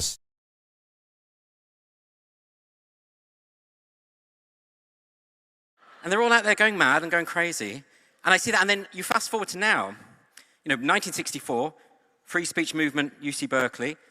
Now, the last survey by FIRE, which is the Foundation for Individual Rights and Expression, they found that 1 in 3, this was only 2 months ago, 1 in 3 US students now would support the use of violence to prevent certain speakers on campus. So that is a shocking turnaround, isn't it? It's a complete reversal. And what I would say, just to answer Rob's question, because one of the reasons I wanted to speak to you just briefly is that I'd like to send a warning to you from the UK. You talk about this idea of what's going wrong with political discourse. Look at the UK. So at the moment, in the UK, we are arresting... That's United Kingdom. Yes, sorry. I went to San Francisco State. I thought we were in a university. I thought they would know. I didn't realize Americans do struggle with acronyms. But here, back home in the UK, a recent Freedom of Information request by the Times newspaper, major newspaper, found that the police in the UK, in England and Wales and Scotland, are arresting 12,000 people every year for offensive speech online. What that equates to is roughly 30 a day. That's in the UK at the moment. In addition to that, the police are routinely investigating people for what they call non-crime hate incidents. Right? And what that effectively means is, if I offended you and you phoned up, you could phone the police and say, I perceive that English person offended me on the basis of my racial or ethnic identity. And a little mark would be by my name recorded by the police in the UK. So think about that. The police are investigating non-crime, which I think is the opposite of their purpose. Don't you think? I think the police, it would be like your doctor phoning you up and saying, I hear you're really healthy. What are we going to do? That's the problem with the UK at the moment. We've got the Online Safety Act, which has just gone through, which will affect Americans as well. There are tweets that I can read here that I can't read back in London because they're blocked.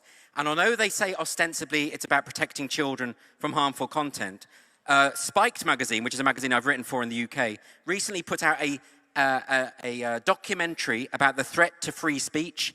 That is now blocked on X because of the Online Safety Act in the UK. So it does affect, anything you post can affect you. So all I would say is, the UK, the home of the Magna Carta, 1215, saying that even the king has to subscribe to the rule of law. We had the Bill of Rights, 1689. We had English common law. It's where you guys stole free speech from. You got it from us, right? And we've just forgotten about it. We had the Enlightenment, John Stuart Mill, John Locke, John Milton, the three Johns, right? And we've let it all go. So what I'm saying to you in the US, with lots of people trying to push for an amendment to the First Amendment, saying that the First Amendment shouldn't cover hate speech, even though no one can define that, all I'm saying is if the UK can lose it, then so can you. Be very careful. Very good. San Francisco State, an incredible experience. I had a great time there. And I got to say that I learned a lot. And I wish I would have spent more time there, but I got on Saturday Night Live and I had to leave. Sorry. Next question. Hey, good evening, gentlemen. Thanks for being here. My question is for Pastor Turek. My name is Jacob Ellis, and I'd like to address something that's in the Turning Point USA world. Wasn't addressed tonight, but I do disagree with it, if that's okay. Please. All right. So, Pastor Turek, as a Christian, I can deeply sympathize with you in the freedoms that you talk about Christ gives us to forgive our enemies. We saw that with Erica Kirk, right, in front of hundreds of millions of people, saying Christ forgives even this murder of my husband. However, I also can stand with you and say Romans 13 does give the state the authority and the obligation to execute justice for crime, right? So we can see that balanced in Charlie's death. Now, that being said, I think many Christians in this room, we all can agree that our land is rife with child sacrifice, right, through abortion. It's an issue we have that we need to use the power of the gospel to overcome. So as a pastoral mentor in Charlie's life, how would you reconcile this biblical justification, eternal grace in Christ, while also having justice, with Charlie's well-documented position against the abolitionist position of abortion, namely including criminal penalties for mothers who choose to terminate their children after this law is passed? Charlie and I talked about this. Praise God. We would love to have an abolitionist position, but we would rather save some babies rather than none. Understand? So Could I that's offer the you position. Okay. I did bring a few books I would love to get into your hands if that's okay. It mainly kind of talks through some of the practical ways we can accomplish both those. First of all, I appreciate your passion on this issue, but if the law tries to go too far where the public won't accept it at this point, if you try and go to a complete abolitionist position, you're not going to be able to save any babies. And we need to save some rather than none. And by the way, even the Bible uses an incremental approach. Jesus in Matthew 8 and Matthew 19 says that Moses gave you a certificate of divorce, but it was not that way from the beginning. And why did he give a certificate of divorce? Because your hearts were hard. Yes, sir. So there's a difference between the goal and the strategy to get to the goal. We share the same goal, but we're not going to get there right now. If I may, I hear that contrast because divorce, Jesus directly talks about it, but nowhere in the New Testament does he tell us to compromise on child sacrifice. And I think that's something as Christians we must put. We're not compromising. We're trying to save some babies rather than save none. That's all. But yeah, I'm happy to look at it. Interestingly, that in Iran, they support women's right for abortion here in America, yet they would never do that to their own people. Next question. Hi, my name is Mark Bruceman. I'm actually the author of a website about homosexuality in the ancient world, in Bible and religion. It's called the Born Eunuch's homepage.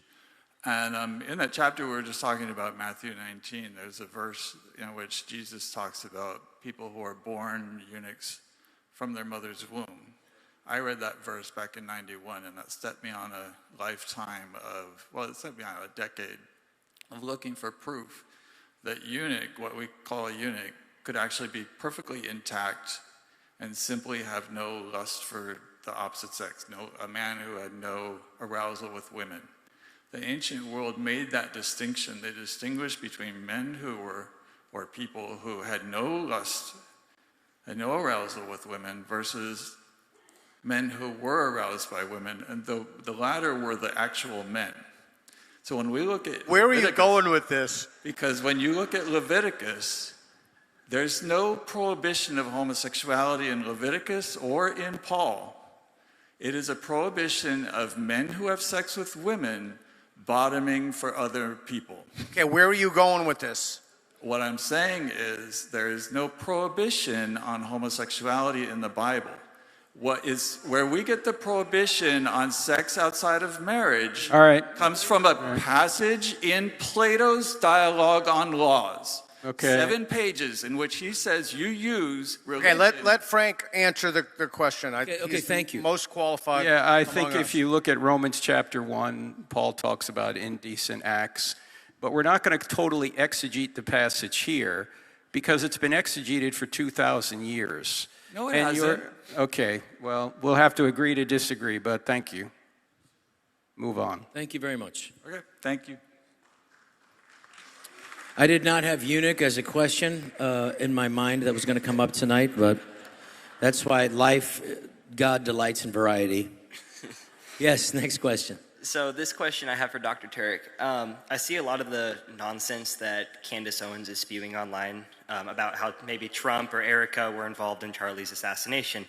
I listened to the Steve Day show on the Daily, and a couple weeks ago he had an episode where he was addressing what he calls the just asking questions crowd, perpetually just never looking for answers. And he laid out some possibilities for Candace's. Attention law enforcement. You took an oath to protect and serve. To keep your family, your neighborhood safe. But in too many cities, dangerous illegals walk free as police are forced to stand down. Join ICE and help us catch the worst of the worst.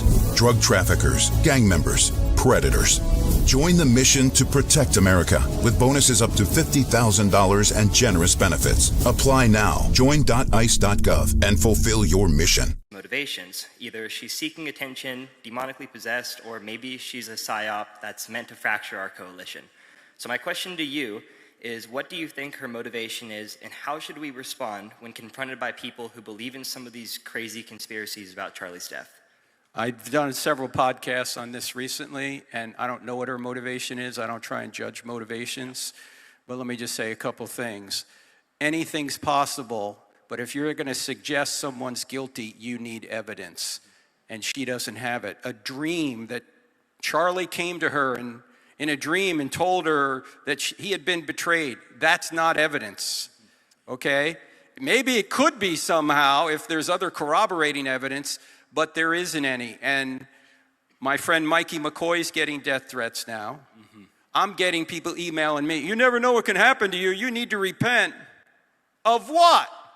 Yeah. Stop insinuating people are guilty. Ask as many questions as you want, but do not cross that line into you're guilty when you have no evidence for it. You know what I could say right now? I could say that Candace Owens, I think Candace Owens is the real killer.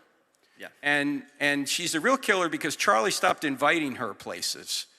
And she thought that if she could get rid of Charlie, maybe she'd be president.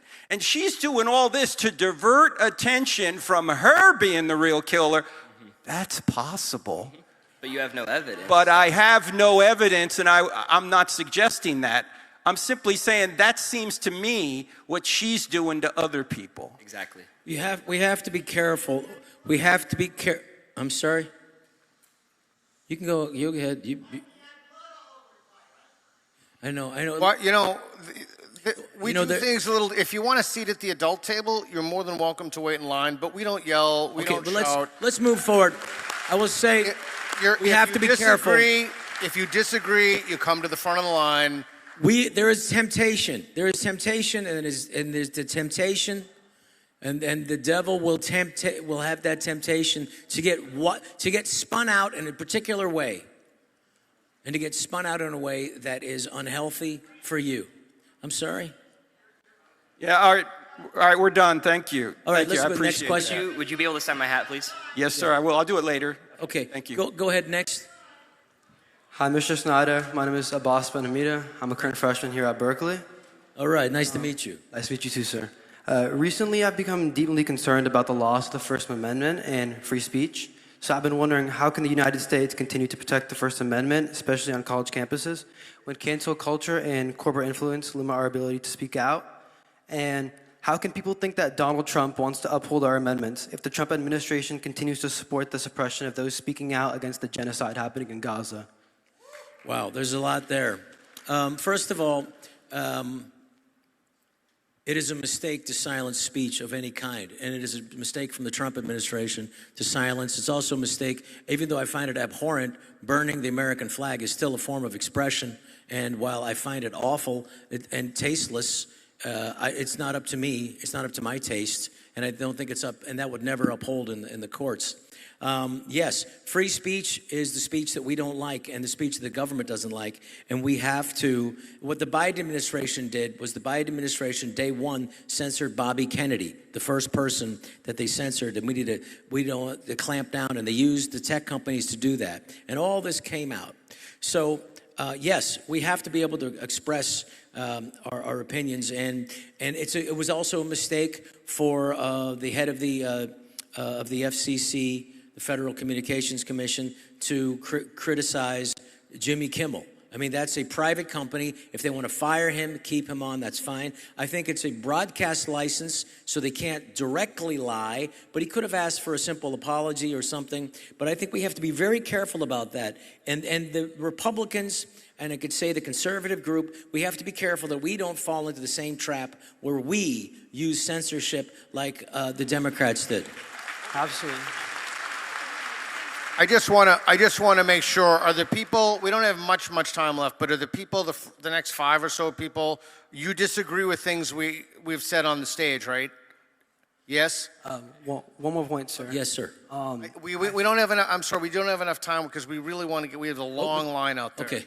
Is it the last thing you want to say? Yeah. So, I mean, I feel like it's really sad to see a country where, both sides want to, limit our ability to speak out against. But we have the First Amendment. You got to fight for it. You got to fight for it on campus as well. You have to insist on it. We have to insist that really the cornerstone of free speech on campus is Berkeley. You got to return to that. You have to insist on it, and you have to make sure that the people who limited the number of students to come here, that someone gets held to account for that. Find out who limited that.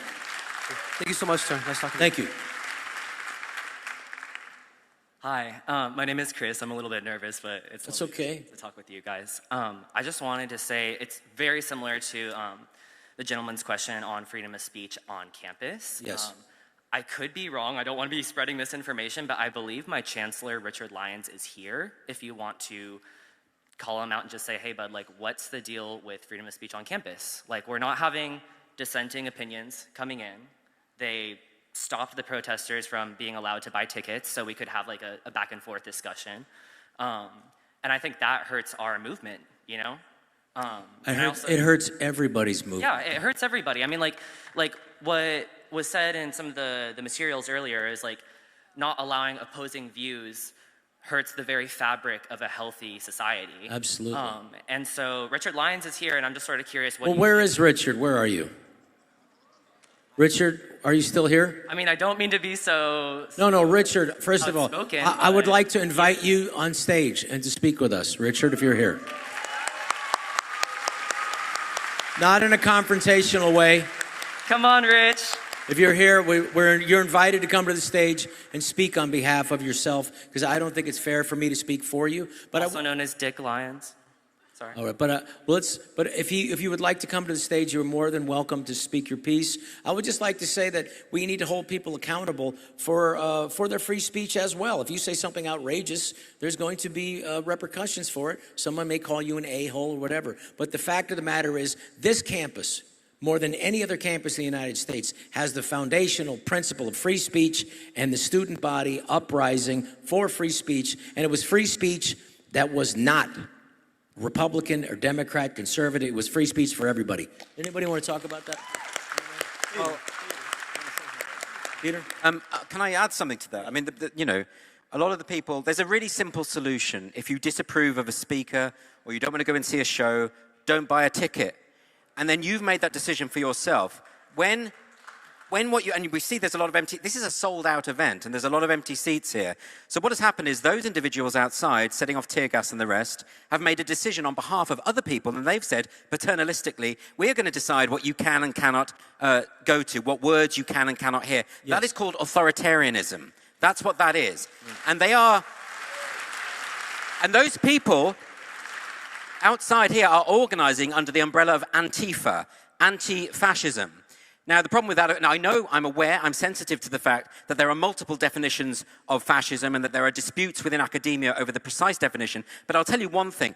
The consistent feature of all fascistic regimes is the suppression of alternative viewpoints through violence.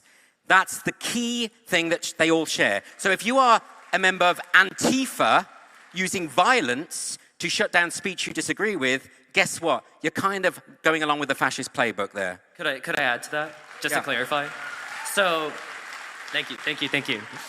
So when Richard Lyons has, and the university has protesters who are protesting for Palestine, for instance, different cause, violently assaulted by police officers, would that be considered Antifa necessarily because it's a suppression of their freedom of speech? Join ICE with bonuses up to $50,000 and generous benefits. Join.ice.gov. Speech, like freedom of speech is all speech. We define it. However, violence is violence and it's illegal. But if it's peaceful? If it's peaceful, then you are allowed to protest. However, if it is a private university or a university that they can make their own rules. This is a state university, and a state university must allow protests of all sorts, or we don't have free speech. That's what free speech is. And let me tell you, free speech isn't just your right to say something. It's the right of somebody else to hear it. And if we hear all our ideas, then we can come to some place. Because I think, just like Franklin Roosevelt, he believed that the American people would make the right choice, will make the right decision, or the good people if they hear everything, including the bad stuff. I need to hear the bad stuff sometimes, so I'm willing to hear it. But let's get the next person. Thank you very much. Thank you. Thank you. Good question. This will be the last question. Oh, really? We should get to a couple more. I'm sorry, I don't mean to interrupt. We're going to do a few Can more. we do a few more? Yeah, we'll do a few more. Particularly among, I really want people who disagree to come up. Most sincerely say that. All right. All right, go ahead, son. All right, so my name's Mason. I'm a 13-year-old boy. So I want to get into politics when I'm older, and I'm a Christian. What advice do you have that I can blend those two?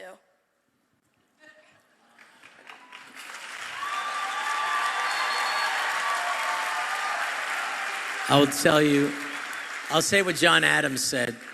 John Adams, who was a doctor, who was an attorney, and he was a lawyer, he was an incredible, and he was the second president of the United States. He thought the highest thing that you could do was to serve as a politician, to serve the people. So thank you for wanting to do that. You'll be a good one. Thank you. Yes. Hi, I have a question for all four of you. In America, and I assume so in England, we have a problem with veterans and homelessness and mental illness. What are we doing as a society to help them? On the left, I see disrespect towards veterans in our culture where men can't talk and talk about their feelings as our military is majorly men. But on the right, we make, and abortion is a big issue, and I disagree with abortion in general, but what are we doing to keep the people that are already here, that have fought for our freedoms here and on this earth? Well, we have to take care of our veterans, otherwise this country's soul will rot. We need to take care of people who are protecting this country. So that we're doing better.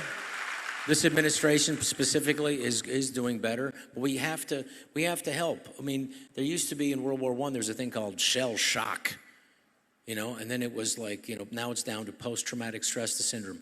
These are really tough things that these people come back from what they've had to endure. These are your neighbors. And I would just like to say this too, slight off subject. We need to figure out a way to include everybody to do what they can do for this country, not what this country can do for you. We need to put in a voluntary system of university students, and we need 2 years of your life.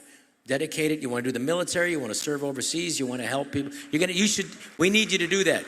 We can't just have a group of people that's selective service and then just send people over, everybody. So when there is a conflict internationally, everyone's son and daughter is potentially going to be sent there. And that will make us all think twice about some other war that we don't want to get tangled in. Thank you. I want to mention one thing as a veteran, and that is every country has to have both a force that will protect them from evil outside the country. That's what the military is about, and a force that will protect people from evil inside the country. That's the essential primary purpose of government, to protect innocent people from evil and punish wrongdoers. Biblically, that's Romans 13. James Madison, who wrote our Constitution, said if men were angels, no government would be necessary. We need a government, and a good government, to protect innocent people from evil. Here's my question to you. I don't know the answer to it. We have limited resources in this country to take care of people. Are we spending more money on people who shouldn't be here than we are on our own veterans? Yeah, like gender reaffirming care. Well, not just that. I'm talking about illegal immigration. In this state. Now, so that shouldn't be. Every country should take care of their own first. Yeah. That's why we have countries. That's why God set up borders. Yeah. Thank you. Now, Peter. Yeah, I have a very quick book recommendation by Michael Schellenberger, as it's appropriate, called San Francisco. And he lays out, if you haven't read it, it's a phenomenal book. It's evidence-based, and he talks about homelessness and drug addiction. And one of the things he talks about is a principle, shelter first, housing earned. So you have to incentivize sobriety. But if you want a point of contact to read about evidence-based solutions, that's my recommendation. Great. Thank you. I appreciate If your I time. can ask, I want Peter, if you could talk to us about, because he has a beautiful system. I want you to think about this, how to have difficult conversations. And it really was, because you're going to have difficult conversations with the people outside here who are still waiting for us to leave. How are we going to have difficult conversations, Peter? And how do we handle it? Yeah, Seriously. thanks. So I'm preparing myself for the onslaught of boos I'm about to get for this, but in 2013, I wrote a book, A Manual for Creating Atheists. Oh, wow. Okay, that wasn't what I was expecting. And I walked backstage here, and I walked in to I don't know, my new friend Frank, who wrote, I don't have enough faith to be an atheist. And Frank came immediately over to me and shook my hand and said, Peter, it is so nice to meet you. Peter, for those of you that don't know, Peter, maybe you could tell this audience a little bit about what you do, because it's amazing. It is amazing what Peter does. I'm a Christian, he's an atheist, but he will tell you what he's doing right now and has been doing for several years, and it might shock you. Would you tell them what's going on, And we can all Peter? learn from this and how to have difficult conversations. Yeah, How so- far will you go? And that's a beautiful thing. I wrote the book, How to Have Impossible Conversations, but I want to answer your question directly. So I'd like to leave people with some very specific tools that they can have to have better conversations. But before I want to do that, I want to throw an idea out to you. I think that there's a schism in the right now. I think there's a schism about Israel, about Groypers. I think there's contentious conversations and conversations that need to be had. I have the following suggestion to you. Rethink about the problem. The problem is not what it was 13 years ago. Again, if you said to me you're going to be on stage with Frank Turek at a conservative event, primarily with Christians, I would have thought I had some kind of head trauma. But I suggest the following to you. Frank and I have far more in common. We have something fundamental in common.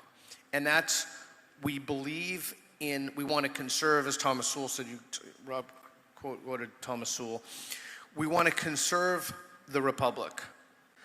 I believe that there's objective truth. Frank believes there's objective truth. We disagree on what that is, but we have conversations about that. So I want to throw this out. The first order of business is to listen. You got to figure out what someone actually believes. And I think in the heyday of the New Atheist movement, I was guilty of that. I was guilty of that because I was so certain that I was correct. I'm still an atheist, but I think I was really kind of a dick to people in the way that I treated them. And I think if I could go back now, I would give myself the following advice. Really listen to people when they tell you something. The second thing I would tell myself is repeat back to them, this is called Rappaport's first rule, repeat back to them so that you understand. And what you're looking for them is when they say, that's right, that's right. So you need to make sure that you understand. The key principle in all of this is you have to be willing to revise what you believe.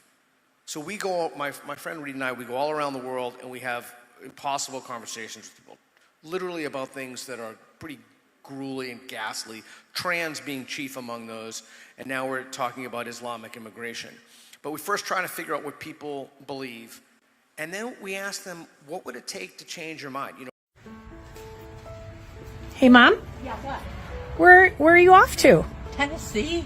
You're going to Tennessee? Yeah. Do you know you're in New York right now? Yeah, so? Well, how are you going to get to Tennessee? No walk. You're going to walk all the way to Tennessee? Why not? The settlers did it. I can do it. Which way are you going to go? South. South to Tennessee. Last month, my family had to make a decision no one ever wants to face. We placed my mother into assisted living. Her dementia had gotten so severe she no longer recognized her own grandchildren.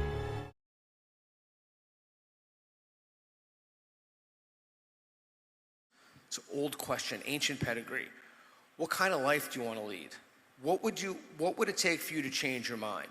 I always, at 59, that's one of the first questions I ask people. I figure out, okay, what do they believe? Have I understood this? I repeat it back to them, and I might say, like, how confident are you on that in a scale from 1 to 10, or what would it take to change your mind?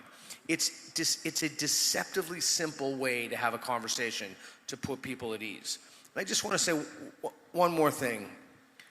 How tragic it is that we are here and these people are setting off fireworks and threatening police and they're arresting people.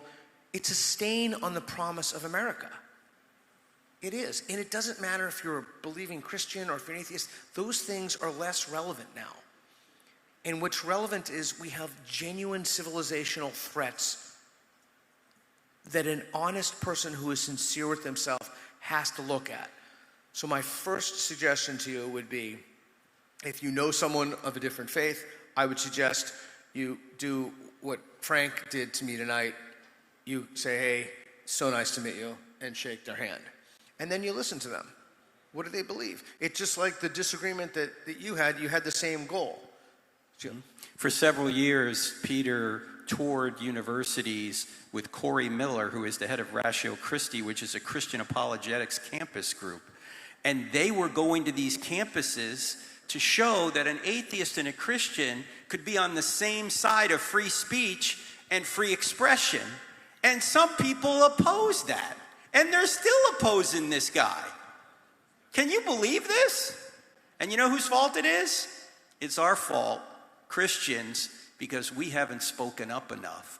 That he has the right to express his view, and he does, and you all do. Thank you. Thank you. And can I just ask, Peter, what has been the most surprising thing when you go to different campuses and the stuff that you discovered, and asking people how far would you meet in the middle, or how strongly do you feel about this? What are some of the biggest surprises that you felt on campus that you've experienced? The first thing is I really do believe that what Aristotle writes in the first line of the Metaphysics, all people want to know, all people desire to know. They want to know what's true. And that's my starting assumption. I have never questioned it even about the people outside. I think they want to know what's true, but I think they do think that they know it's true. And that's why they're not in here right now, because if they were, they'd be at the front of the line asking difficult questions. I mean, maybe that's a form of some kind of ideological capture. But one of the most hopeful things that I've found is when people actually listen to each other, and again, the tool is so simple. Listen to someone and ask them, don't put the burden on them. Don't say, do you get that? Because when you say, do you get that, put the burden on yourself. Am I being clear? Did I make that clear? It's a simple thing. But the most promising thing I've seen is people who have fundamental disagreements having honest conversations about really tough issues. This has just hit me. He's the atheist Charlie Kirk. Yeah. Do you notice that? He wants to have a conversation, and if you disagree with him, that's fine. No, but there is love in what he's saying, because it's an openness and an honesty for the truth. And that is love to me, an openness and honesty. Because what Peter really wants is he wants people to not be a prisoner to their own passions, to their own prejudices, and to be stuck in something where they can expand their knowledge and expand themselves and get out of a prison of their own making. And that's what I get from you. Thank you. And I just want to say something to the organizers here. They have been absolutely fantastic.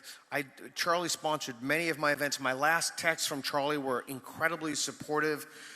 And I just want to say that I'm incredibly grateful for what Turning Point has done, for the fact that you know that I have different beliefs than you, and you've been so gracious and so kind, and I'm incredibly grateful for that, and I can't thank you enough. Thank you. No. We'll take one last question, and I want to, and do you want to say anything, Andrew, that I think... I mean, what I would absolutely love is for someone to come up to the front of this queue and explain why free speech is a bad thing worth opposing.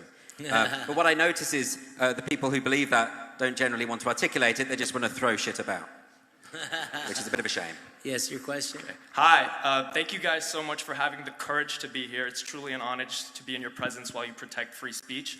My name is Nat, I'm in my 3rd year here, and I think I entered college with a very politically open mind. I was willing to engage in conversation with those who were so much more firm in their beliefs than I was, and I acknowledged any bias that was embedded into my upbringing so that I could have a very open-minded discussion and learn from my peers. But it seems that when I acknowledge the fact that I'm uneducated about politics, or that I'm not so sure on a certain topic, or maybe that I can see both sides on a particular issue, I'm met with ostracization. I'm never accepted for admitting that I don't know anything or everything, right? And I'm sure this is something a lot of my peers can relate to, and especially you, being a member of Hollywood, can relate to. Just the outcasting that gets brought upon us when we acknowledge the fact that we don't know everything, right? And you've made it clear, all of you have demonstrated the heart you have for those who disagree with you, which I think is very noble and open-minded. So I want to ask, in a society that puts us down for not being so aggressive with our beliefs, how can we collectively rise? How can we learn to not butt heads with those that we disagree with, but instead shake hands? You got to keep trying. And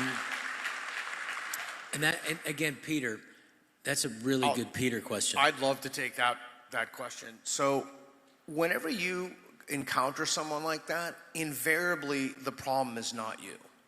So a couple of months ago, I was driving my buddy's car, and I don't know, a guy thought I cut him off or something. I didn't think I did, and he leans out the window and he gives me an incredibly nasty look, and then he rolls down the window and he goes like this, and then I rolled the window and he said, "I'm gonna kick the shit out of you." And I said, "Oh boy, I'd really hate that." And that was it. The whole situation was completely diffused. He thought I was a retard, and he moved on. So almost invariably, the problem was with them. But I just want to give you a practical solution of something that you could do in that situation. Oh, we're getting the must wrap up thing. A practical solution to this. The first thing I would do is say, "Oh, wow, thank you. That's really interesting. I didn't know that. How confident are you," and make sure you know the claim, on a scale from 1 to 10. So scales is it's not a trick, it's a great strategy. So ask them how confident, and if they say, 9, ask them, "Oh, why aren't you a 10? But anyway, ask them what it would take to change their mind. If they say nothing, then ask them this question. What would you say about someone I asked on the other side if I asked them that question, what would it take to change your mind? And they said nothing. Hopefully they'll get the idea that they're an ideologue. But invariably, it's not you. And if you just always remember this, be the coolest cucumber in the room, always. And then ask that question, "Oh, how confident are you in that? What would it take to change your mind?" Oh, and remember that posture. "Oh, thanks, I didn't know that." Most of the time, there's something very, very quick story. There's something called the illusion of explanatory depth. It's fascinating. It's from a great study where a guy asked people if they knew how toilets worked. You heard about this? Yeah. And most people would say, "Yes, of course I know how toilets work." But when you ask them how toilets actually work, nobody has not even the faintest clue of how they don't know the name of anything. So even asking someone to explain how healthcare, immigration, the cost of the border, the size of the border, how much the the Border Patrol agents make. Even asking someone simple questions like that, it's very simple to I'm getting the wrap up. But so real quick, all of those begin with targeted questions. They're never an assertion. They're never. Did you know there is a natural way to dissolve moles and dark spots that dermatologists are desperate to hide? Researchers at the Tokyo Skin Institute have discovered a powerful plant-based formula that can make skin blemishes vanish almost overnight. How is this possible? This breakthrough serum contains microscopic regenerative compounds that penetrate deep beneath dark spots and moles, reaching layers no other treatment could access until now. This method is 12 times more effective than any existing solution and means you'll never need expensive laser treatments or surgical removal again, as this method can easily be done while you sleep. The amazing part is that it only takes seconds to apply and starts dissolving years of stubborn dark spots and unwanted skin marks in just a matter of hours. So if you're struggling with age spots, sun damage, skin tags, moles, hyperpigmentation, or any type of skin blemish, then this discovery could transform your life. Tap the Learn More button and skip straight to the revealing page and learn how this powerful secret is helping thousands of people to rapidly achieve clearer and more radiant skin than ever before. More than 143,000 people are now using this clinically proven method, and not only are they able to restore flawless skin, but also regaining their confidence and feeling beautiful again. And this number is growing every day. It's been such a revolutionary breakthrough that executives in the multi-billion-dollar cosmetic surgery industry are frantically trying to suppress this information from reaching the public because of the impact it could have on their massive yearly profits. While it's still available, tap the Learn More button and learn exactly how you can start using this method at home tonight.